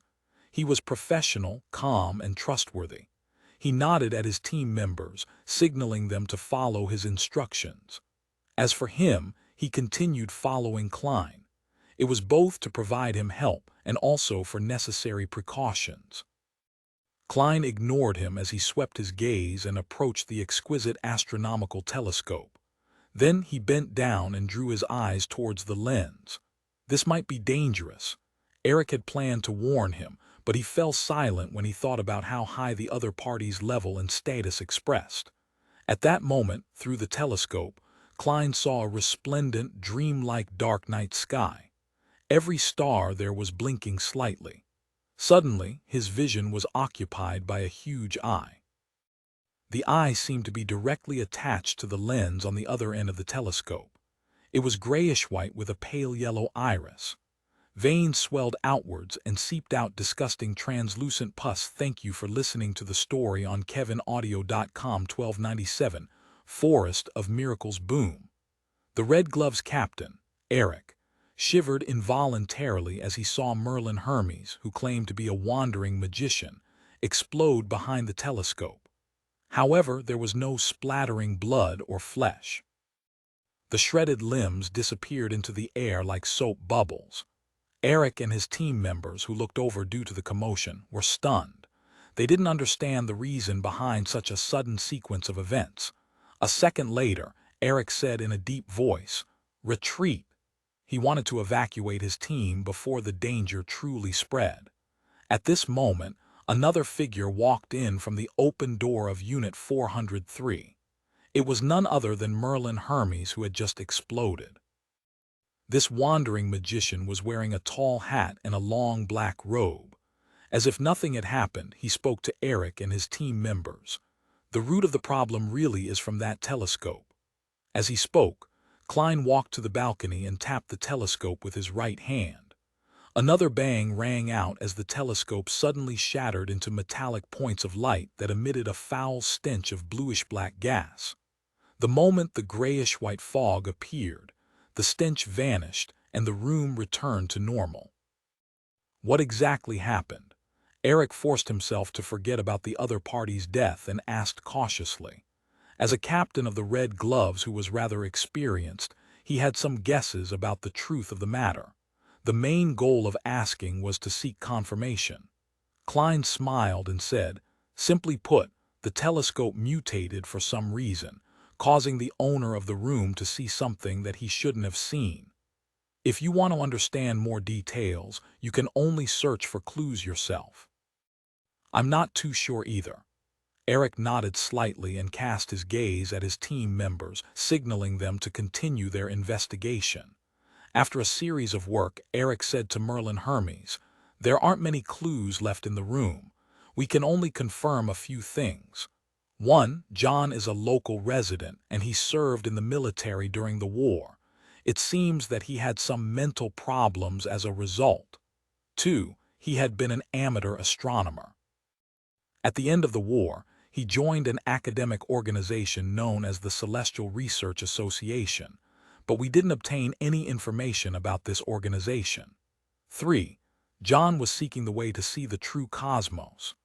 Upon mentioning the word cosmos, Eric paused slightly, as though he had received a warning from the upper echelons of the Church of Evernight. He joined an organization known as the Celestial Research Association after the war ended, sought the way to see the true cosmos. Klein combined this knowledge with his experience and had a certain level of confidence in the matter. He nodded and said, "You should know that the cosmos means danger. You can't even try to understand it. We will report this case to the Archbishop as soon as possible and classify the Celestial Research Association as a dangerous organization," Eric said, as if speaking to a Nighthawk superior who wasn't directly in charge of him. Klein didn't respond as he walked to the door and sighed. Indeed, war really does have an irreversible impact on all aspects. After the fall of the god of combat, the already crumbling barrier set up by the Primordial One lost parts of its support. As for the Evernight goddess, she has yet to fully gain control of the corresponding uniquenesses. As for becoming a great old one, who knows how much longer that will take? Under such circumstances, the intrusion of the outer deities into this world would naturally deepen. This has combined with the damage that many ordinary people have suffered from the war. Klein suspected that, during the subsequent period of rebuilding after the war, many cults that pointed to the different outer deities or cosmos would appear secretly in Lone. If he allowed them to spread their faith and attempt various risky attempts, the apocalypse would definitely be brought forward. As he sighed, he walked out of Unit 403. His figure blurred, turning transparent until he disappeared. In a hotel near Priya Street, Klein, who had long since moved in, picked up the coffee in front of him and took a sip. Taking advantage of the fact that it was still early, he went out once again and took a carriage to the outskirts of the coastal Constant City. There was a cemetery. The stone tablet stood erect like a short forest. Klein walked through the cemetery and found a tombstone with the help of his spirituality. The name on the tombstone wrote, Welch McGovern. This was the original Klein's university schoolmate. As he had bought the Antigonus family's notebook, he had mysteriously died in Tingen. This had indirectly caused Joe Mingrui to transmigrate. Welch McGovern's father was a banker in Constant City. He had spent money to bring his son's corpse back to his hometown and buried it in this cemetery. Klein stared at the photo on the tombstone for a few seconds. He bent down and placed the bouquet of white flowers in his hand in front of Welch's grave. Just as he was about to turn and leave, he suddenly stopped in his tracks. 20 to 30 seconds later, an old man with a black cane walked over from another direction. Klein recognized him and knew that he was Welch's father. He was the Mid-Seashire County banker who had once invited him and his schoolmates to a sumptuous meal. However, compared to a few years ago, this gentleman had aged significantly. He was originally a very energetic middle-aged gentleman, but now his hair was half white. There were many wrinkles on his eyes, mouth, and forehead. "Who are you?" Welch's father looked at the stranger in front of the grave. He asked, puzzled and wary. Klein sighed and said, "Mr. McGovern, I'm Welch's friend. I just happened to pass by Constant City recently." Welch's father nodded slightly and said in a deep voice, "He's a very sociable person. I only know a number of his friends." His words were an attempt to explain why he hadn't invited Klein to the funeral and how sorry he was. Klein didn't say anything else as he looked around and said, "Is there anything you need help with? Or do you have any wishes that you wish to have fulfilled? I hope I can provide you with some strength." Welch's father looked around and smiled bitterly. "Can you allow all the dead here to stand up again? It's not impossible, but they will be different from what you have in mind." Klein sighed and shook his head. Then can you allow Constant to return to its original state? Welch's father asked with a bitter smile. Without waiting for Klein's reply, he sighed and continued, "There's no need to provide any help. I can achieve what is possible myself. If it's impossible, then I can only pray to the deities." As he spoke, the banker went past Klein and walked to his son's tombstone. He bent down and put down the bouquet of white flowers. Klein looked at his back and muttered to himself, "I will try my best." With that, he turned around and left the cemetery. Constant City, in a bar with a style that resembled the previous centuries. A man donning a thick jacket carried his beer and walked to a wooden board beside the bar counter. He tried to find a part-time job on the notices pasted on it. Suddenly, he saw a strange mission. "I'm a reporter. I want to gather all kinds of stories from different people. It's best if you had personally experienced it yourself. The remuneration I can provide is to satisfy your wish to repair and rebuild your house for free. I have sufficient resources in this aspect." Merlin Hermes. The man subconsciously frowned. He felt that this request was too strange, like it was a prank. "Can you read the words on it?" A thin man who was sitting beside the wooden board took the opportunity to ask. Few patrons of this bar were literate. Even if they wanted to find a job or accept the corresponding commissions, most people were unable to understand the notices on the wooden board, and the bartender could only remember the few with the highest pay. As a result of this situation, the thin, feeble man relied on the common Lonese terms he learned at the free schools to provide the corresponding interpretation at a quarter-pence.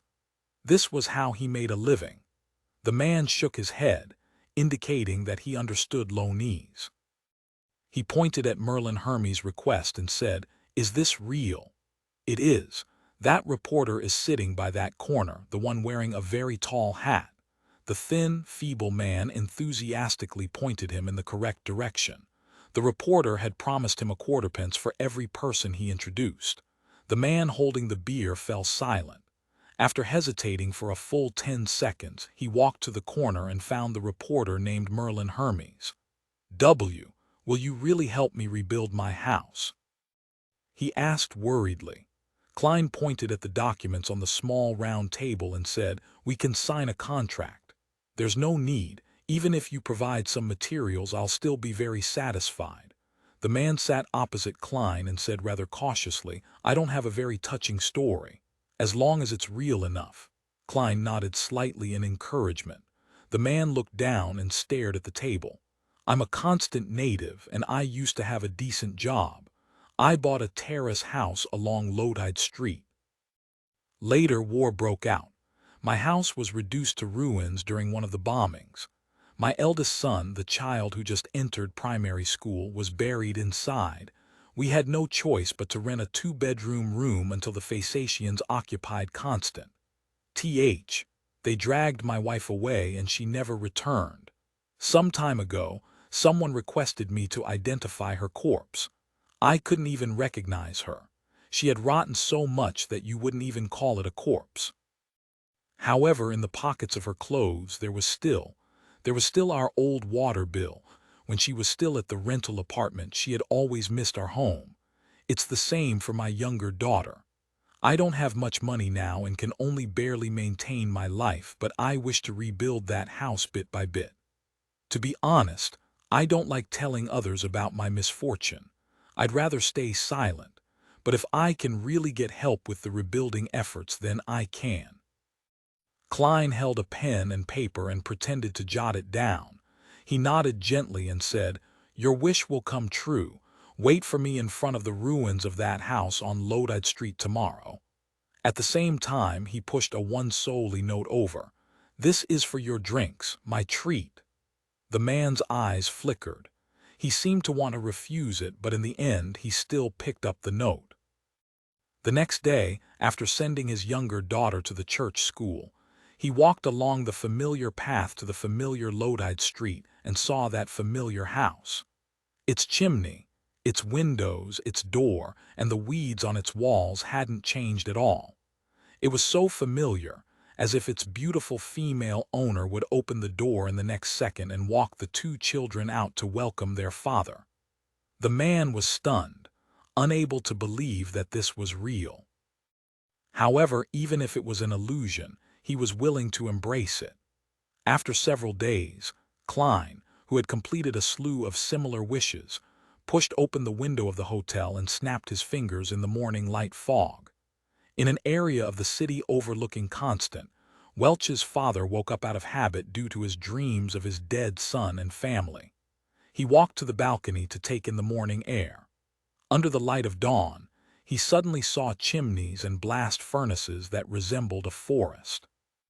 Alongside them were tall buildings. The former Constant city had presented itself to him, bathed in the orange light of dawn. 1298 departure. As the residents of Constant were stunned by the miracle in front of them, Klein had already carried his suitcase and left the city with arrows. After creating such a huge commotion, he was worried that Zaratal would lock onto his location, so he didn't dare to stay any longer. With his present level and strength, he wasn't too afraid of fighting Zaratal head-on. However, he didn't wish to be ambushed. For Beyonders of the Seer pathway, being prepared and not was completely different. Once Klein revealed his location and didn't leave in time, an unprepared him would end up facing Zaratal.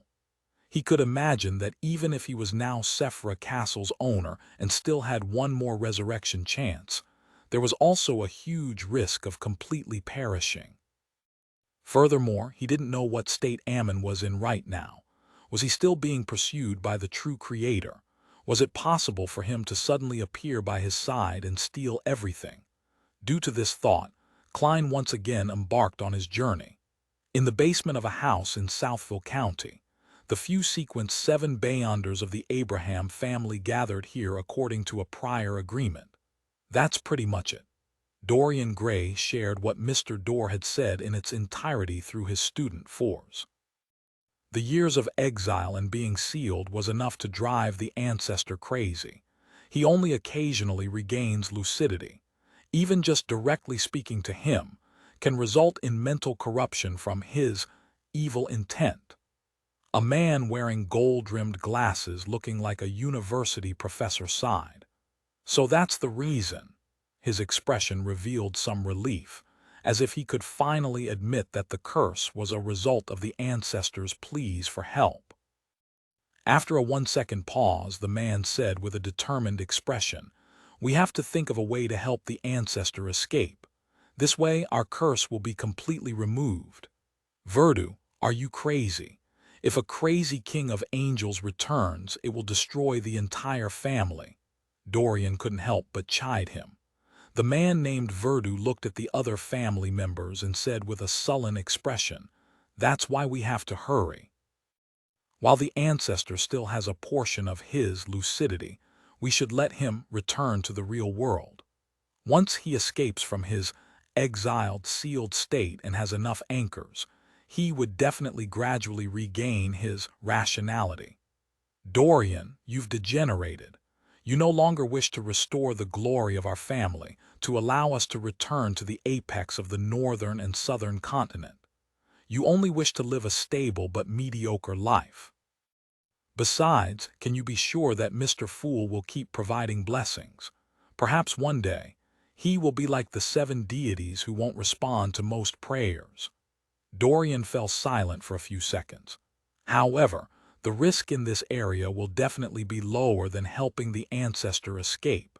Ever since I believed in Mr. Fool and sincerely prayed to him, I haven't been affected by the full moon ravings for many months. If not for the fact that I'm no longer young, I'd even have the confidence of consuming a sequence 6 scribe potion. Even so, given time, I still have a good chance of advancing. If someone like me who's older than a certain age can do it, our next generation and their descendants will definitely be able to break free from our original restrictions and have a chance to become demigods." Hearing Dorian's words, the 2 men and 2 ladies other than Verdu nodded in agreement. They had already made some of their descendants believe in Mr. Fool, and through a few months of observation, They were certain that it was effective. They were planning on praying to Mr. Fool themselves.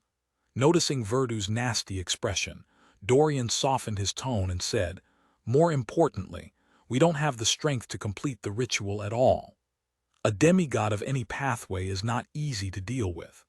Among them, the corresponding demigods of the seer and marauder are cunning, bizarre, and dangerous. Even if we're willing to sacrifice ourselves and use a grade 0 sealed artifact, it's difficult to capture them." Verdu nudged his gold-rimmed spectacles and slowly exhaled. "I won't stop you from changing your faith to the Fool. If you can get that existence's help to aid the ancestors' escape, that would be the best development. But before that, I will do my best to prepare the ritual. Dorian, you have to remember that the bloodline and glory of the Abraham family comes from the ancestor. Without him, there will be no us. If this matter requires a sacrifice, then I'll do it."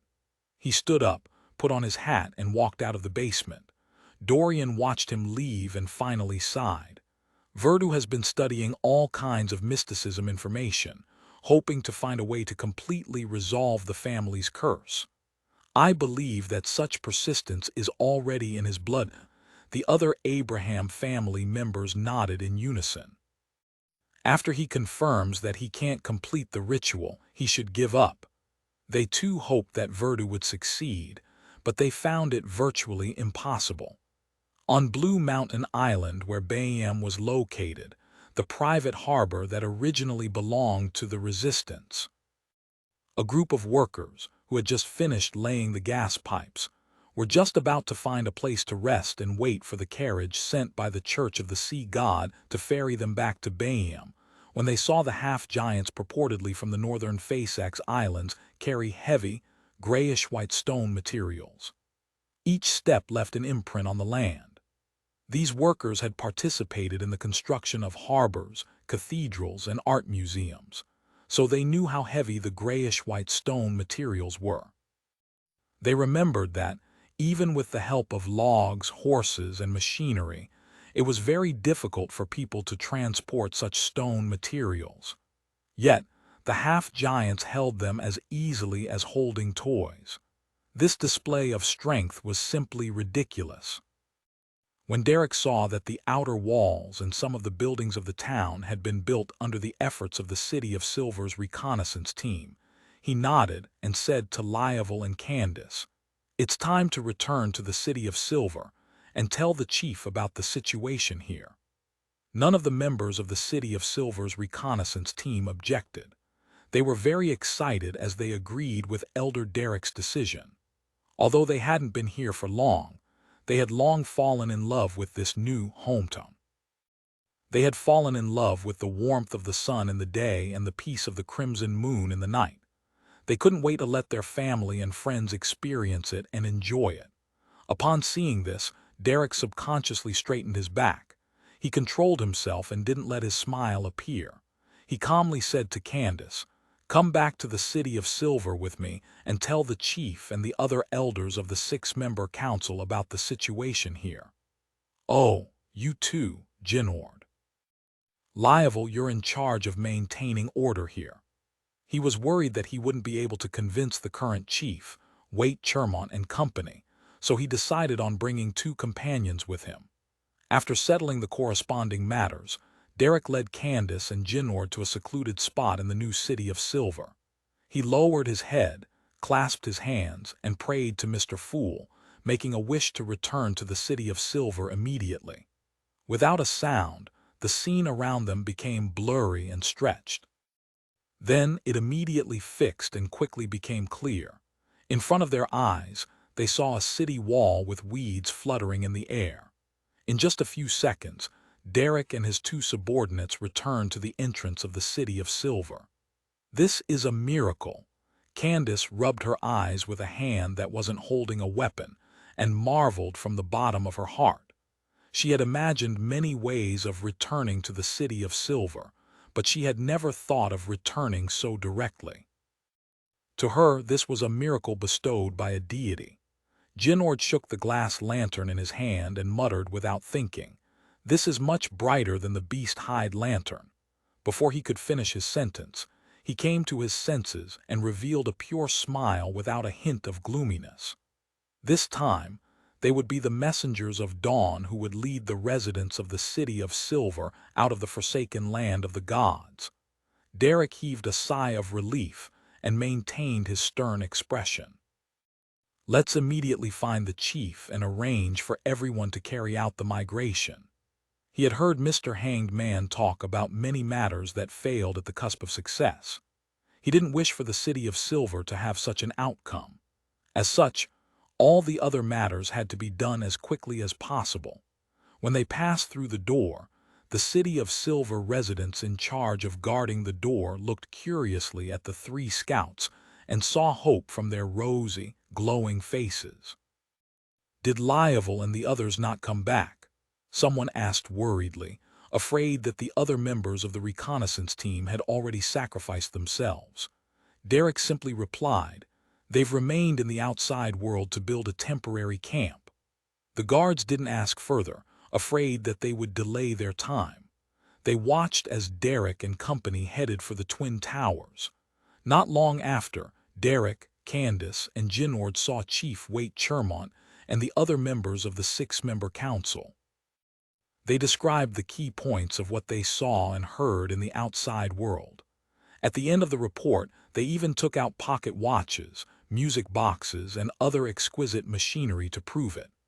The members of the six-member council other than the 2.5-meter-tall Waite Chermont, who had a tattooed symbol on his head, and Derek, looked at each other and sighed. "Your experience is like a dream.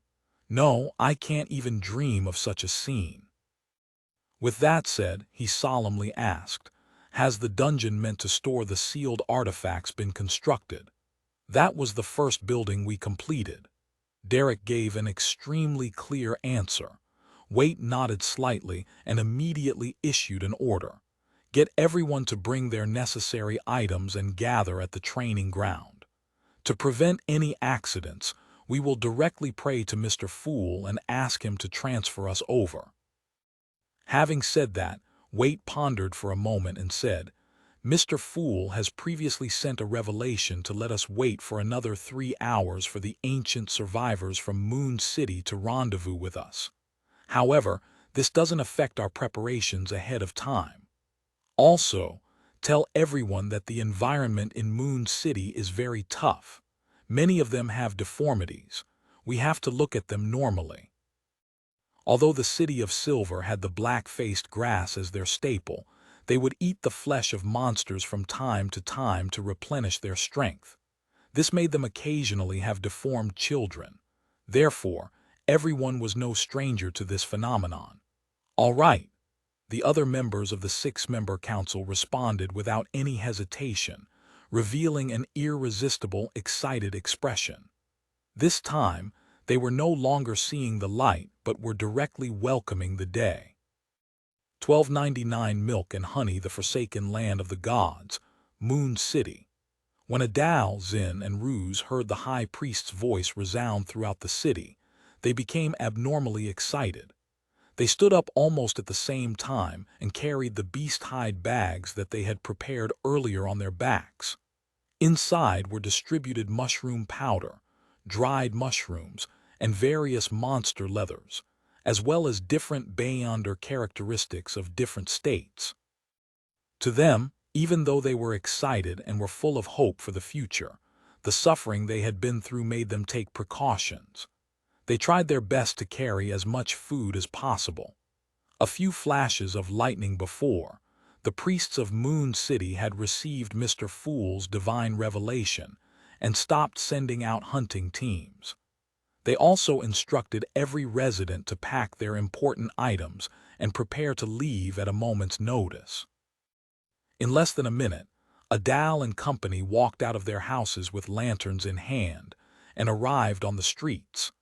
As their eyes met, their faces, which were either filled with tumors or deformities, were filled with unconcealed joy. They had no negative emotions towards abandoning Moon City and leaving their hometown. This was the source of their nightmare. It was unknown how many generations of people had lost their happiness in their childhood. When they were gathered at the square with a high platform, they suppressed their excitement and lined up in an orderly manner, checking to see if the neighbors had already arrived. Soon, all the residents of Moon City arrived. High Priest Nim walked up the platform and said with a smile, "Everyone, I received a divine revelation.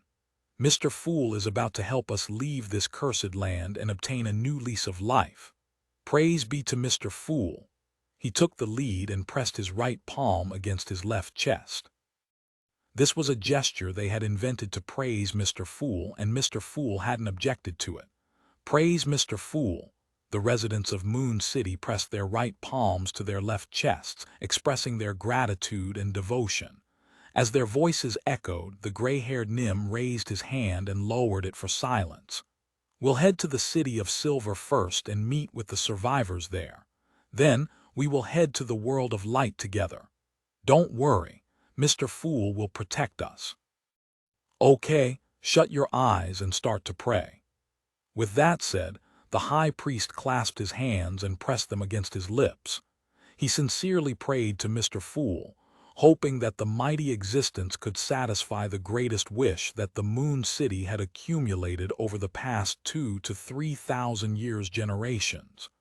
In the next second, the demigod of the Evernight pathway acutely sensed the changes in his surroundings. He opened his eyes, surveyed his surroundings, and discovered that stone pillars were becoming clearer. Lanterns hung on it as tall figures rapidly outlined. "This is the City of Silver. We've already arrived in the City of Silver. This is the might of a deity, praise Mr. Fool." Adao, Zin, and company quickly observed their surroundings. They subconsciously had a certain good impression of the City of Silver. As a missionary of God, His Excellency Jayaman Sparrow had once mentioned that he had first arrived in the City of Silver after entering this cursed, forsaken land. This was the beginning of where God's brilliance spread out from the eternal darkness. It was the origins of all hope. The figures quickly became clear. Most of them were more than 2 meters tall. Their facial features and bodies were normal, and there were no signs of deformation. They too were sizing up the residents of Moon City with curious and wary gazes. Their oppressive height and the enviousness of their normality made Zin, Ruse, and the others nervous. They felt inferior and uneasy. However, with a sweep of their gaze, they saw quite a number of City of Silver residents biting mushrooms that had roasted surfaces. From time to time, they would suck the hot liquid from white, full mushrooms. This familiar scene caused the people of Moon City to gradually relax as they treated these half-giants as their own. The chief of the 6-member council, Wait Chermont, nodded and said to Nim, who was supposedly the leader of Moon City, "Are you ready?" His gaze was calm and natural. He didn't look down on them because of their terrifying appearance. Afraid that an accident would happen, Nim immediately replied, "Ready and good to go." Wait Chermont immediately cast his gaze at the City of Silver residents. "Finish your meal within 3 minutes and begin praying." In less than a minute, the residents of the City of Silver finished their milk and put away the remaining food in their hands. They sincerely prayed to Mr. Fool. The miraculous descent of the ancient survivors of Moon City made them more confident in leaving the forsaken land of the gods. They truly believed in Mr. Fool. A few seconds later, everyone in the City of Silver's training ground disappeared. The city was left completely silent. Soon, the corrupted weeds would grow, and monsters would wander around the streets and houses. In just a few blinks of an eye, the residents of the City of Silver and Moon City arrived in front of the giant king's palace, which had the dusk frozen. This was a ritual that Klein had deliberately planned. It was to allow the ancient survivors of the forsaken land of the gods to bid farewell to the past. Shocked by the grandeur, epicness, and mythical impression of the giant king's court, the residents of the City of Silver subconsciously turned their heads and looked down and into the distance. Beyond the orange-red dusk, the ground was completely blanketed in darkness. Occasionally, lightning would flash across the sky, revealing the outline of ancient buildings, towering mountains, and the deformed plants. As the lightning descended, darkness surged in again, devouring everything. Then, the city of Silver and Moon City residents turned their heads and cast their gaze deep into the giant king's palace. There was an open door, and outside the door was a blazing golden ocean. The people who were blinded by the sunlight immediately felt their surroundings become blurry, and the scene quickly shattered. The fragments quickly reassembled, turning into a deep blue ocean, the smell of fish, striking sounds, and the orange-red sun that had yet to come close to the horizon. The residents of Moon City and the City of Silver looked around in shock and anticipation. They saw the luxuriant forest that wasn't distorted at all. They saw the stone buildings that had yet to have been refurbished. They saw Lievel and company, and saw the path towards the harbor and the ship that was docked there. Many people's vision turned blurry as though they were undergoing the catharsis of the holy light.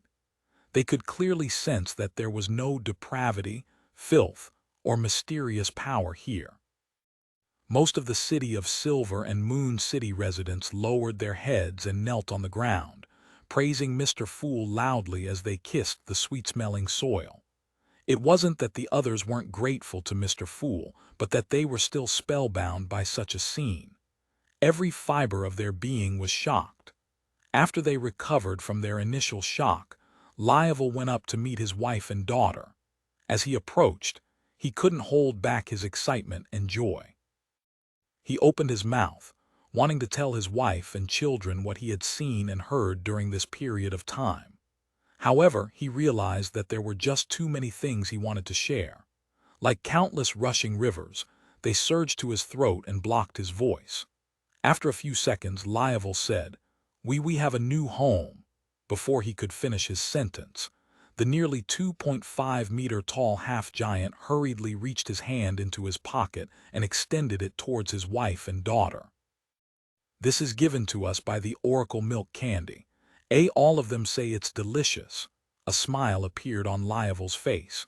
There were two objects which were the size of a thumb and wrapped in thin sheets of paper. Its surface was wrinkled, having soaked in a little sweat. Milk candy. Lievel's wife didn't quite understand this term. It was a new word in Jotun that mixed milk and honey. Their daughter was infected by her father's emotions. She boldly took the candy and was about to stuff it into her mouth. No, you have to peel off the outer layer." Lievel hurriedly took back the two milk candy and peeled off the wrapper before handing one each to his wife and daughter. His daughter bit down and ground her teeth forcefully, producing a cracking sound. She narrowed her eyes slowly, and her expression gradually became more intoxicated. During this process, she couldn't bear to even speak. Seeing her daughter's behavior, Lievel's wife ate the candy. She felt that this was a very precious thing. She didn't bite it to pieces directly, but used her oral cavity to wrap around it and let it slowly melt away. The indescribable milk fragrance and sweetness slowly spread out, intoxicating Lievel's wife. When Lievel saw this, his smile widened as he said what had been left stuck in his throat. "The Oracle said that we can find a job in Bayam City, receive commissions, and earn gold pounds. That way, we can buy more milk candy. We can also sell Beyonder characteristics and monster leather we have no need for to the Church of Sea God. Sea God is Mr. Fool's subsidiary god. It'll be dark soon. I'll bring you to the beach to watch the sunset. It's really beautiful. I visit it every day. I've always been waiting to bring the two of you there when you arrive. It's finally done. My anchor has stabilized significantly. Furthermore, granting the wishes of the City of Silver and Moon City has allowed my miracle invoker potion to digest by quite a bit. However, it isn't as much as restoring constant city. Indeed, being a god of wishes isn't the most accurate form of acting above the gray fog." Klein slowly exhaled and threw the staff of the stars back onto the junk pile. Following that, he would continue wandering and creating miracles. He would occasionally head to the forsaken land of the gods and transform some monsters into marionettes to prepare for the subsequent ritual. As for the next stage of acting as a miracle invoker, Klein planned on accumulating wishes of changing appearances and figures to solve the deformities of Moon City, thereby creating a miracle. This isn't too difficult. Many maidens and ladies have a wish to remove acne, have double eyelids, and make their noses sharper. And I have a way to do it. This way, by accumulating the simple to the difficult, it will just take a matter of time to treat the deformed people of Moon City. In the outside world, they will feel even more inferior. Klein mumbled inwardly before he suddenly laughed self-deprecatingly. In that case, I can call myself the ruler of the beauty industry, the guardian of architects and the construction workers, the miracle creator of long-distance travel. After entering the waters that didn't have a safe sea route, Queen Mystic Bernadette seemed to have lost her sense of time.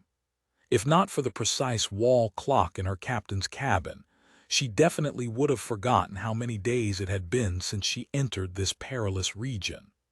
The violent winds and torrential rain made the boat fly up from time to time, sometimes getting thrown to the side, as if it was a preview to the impending apocalypse.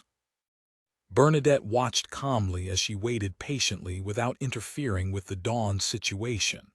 After some time, the storm finally calmed down. At this moment, a black outline appeared in the distance. 1300, the fourth person. Bernadette stared at the outline for a long time until it gradually became clearer as the dawn approached. It was the silhouette of a large island. On the island, there were huge, towering, dark green trees that almost bordered on black, covering the ground and mountain. Although Bernadette couldn't be sure that this was the primitive island that her father had once visited, her intuition as a clairvoyant told her that this was likely the place she was seeking. As the coastline entered her eyes, she pursed her lips and lowered her head. She chanted an honorific name. The fool that doesn't belong to this era, the mysterious ruler above the gray fog, the king of yellow and black who wields good luck.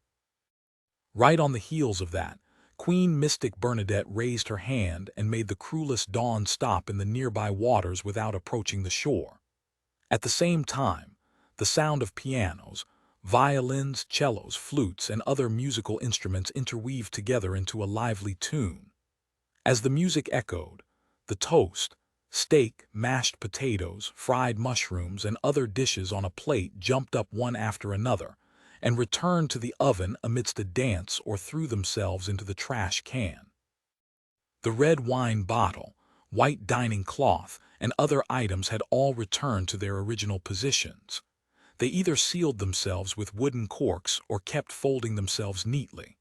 Then, Bernadette gently threw out a bright and unrealistic ball of yarn with her right hand. The ball rolled into the void, leaving a thread behind. Bernadette followed it and strolled through the spirit world before arriving at the border of the nameless island. This queen mystic wasn't in a rush to head deeper. She searched for the possible existence of the Black Emperor Mausoleum, and she cautiously made her sea-like blue eyes turn dark and deep. She temporarily lost focus, as though she was prying into the secrets of the River of Fate. A few seconds later, Bernadette's eyes returned to normal as she subconsciously looked up into the sky. She felt that she was being watched by a certain existence. Of course, this was something she had expected, as she had taken the initiative to recite Mr. Fool's honorific name. Above the gray fog in the ancient palace, Klein accommodated the Fool's card, draped himself with the curtain, and held the staff of the stars. He was checking the situation on the island through Queen Mystic's prayer light.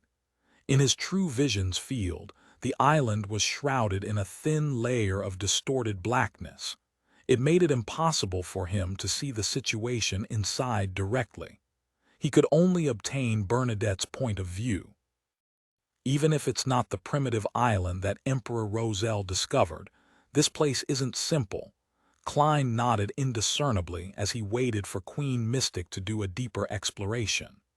Bernadette didn't use the ball of yarn anymore, because she had a premonition that she was going to lead herself into a dangerous abyss that she had no way of fending off.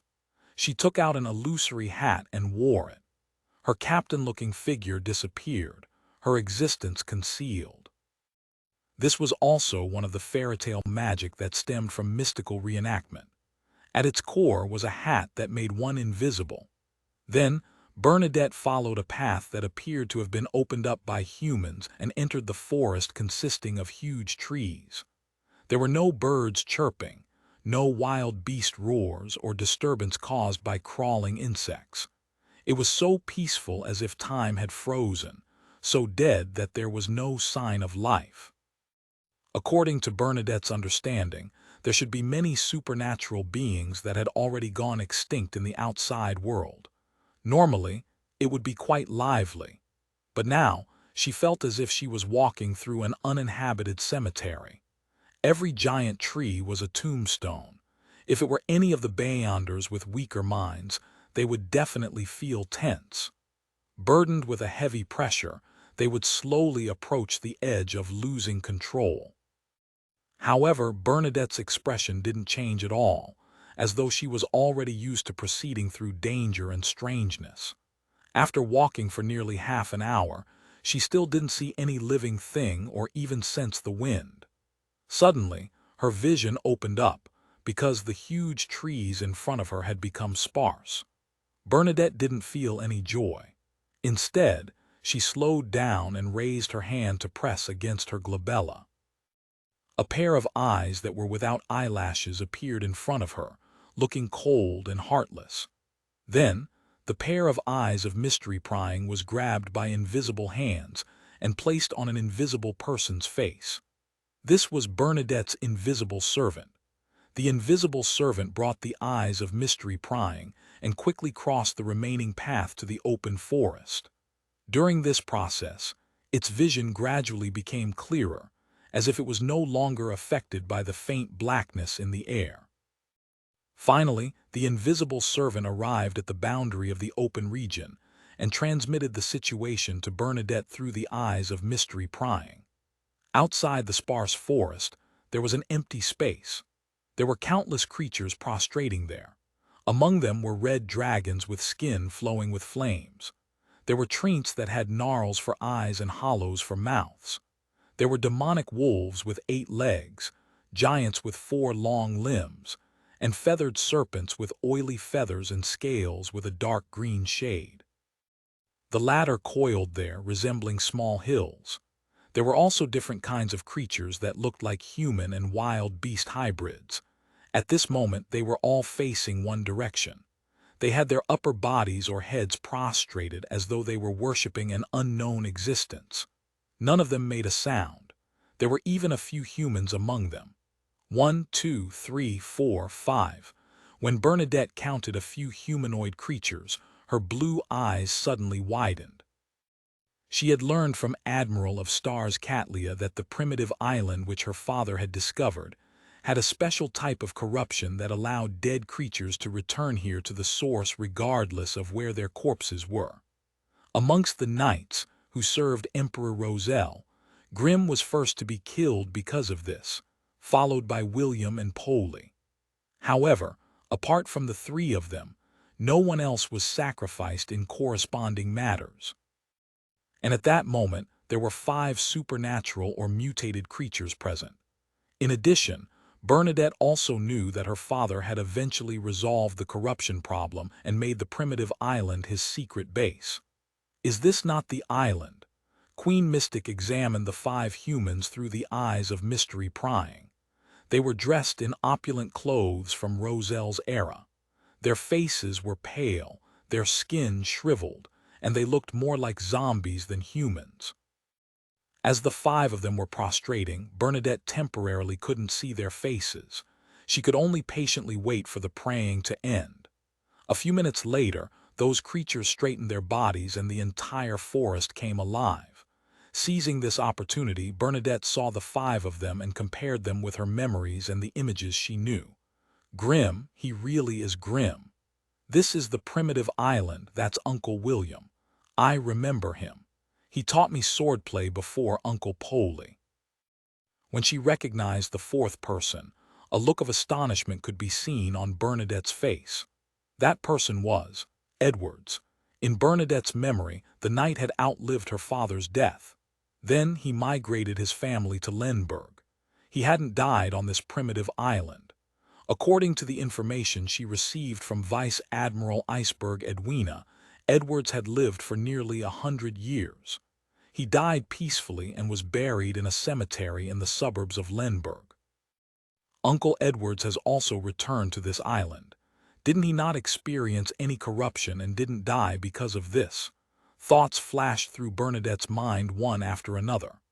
As a result, the eyes of mystery prying on the invisible servant's face kept staring at the human suspected to be Edwards. The gentleman had an old appearance, and his hair was completely white. It was the same portrait of the ancestor in his advanced years, the one that Edwina Edwards had shown her. And from his facial features and outline, Bernadette could tell what he looked like in his prime. At that time, Edwards had been her equestrian teacher. Suddenly, the human who was suspected to be Edwards turned his head and gazed coldly at the invisible servant.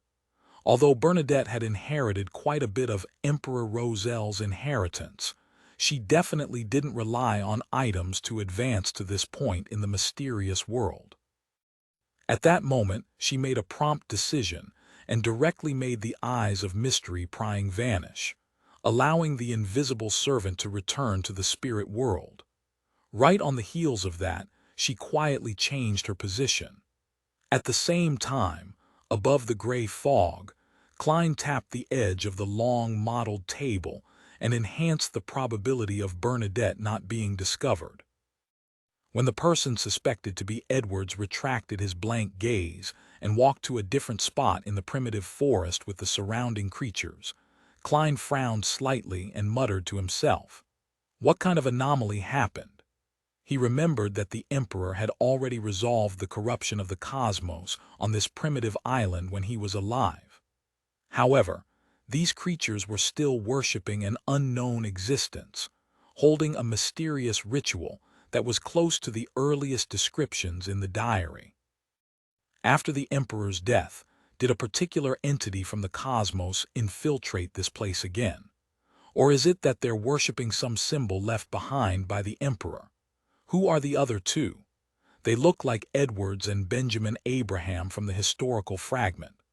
Klein, who was temporarily unable to see what was being worshipped due to the faint black interference of the island, could only follow Bernadette's eyes to observe the surroundings. After a while, Bernadette, who was proficient in prophesying, finally confirmed that there was no living creature in the open space. She summoned the invisible servant again and gave it the eyes of mystery prying. The invisible servant passed through the sparse areas of the forest and the empty area, carefully arriving at the spot where the creatures had been worshipping. There was a huge rock, and on it was a simple baldachin made of dark red wood. The invisible servant circled halfway and arrived in front of the baldachin. It was empty inside. There was no statue, nor was there an emblem formed from symbols. The creatures on this island were praying to something that didn't seem to exist.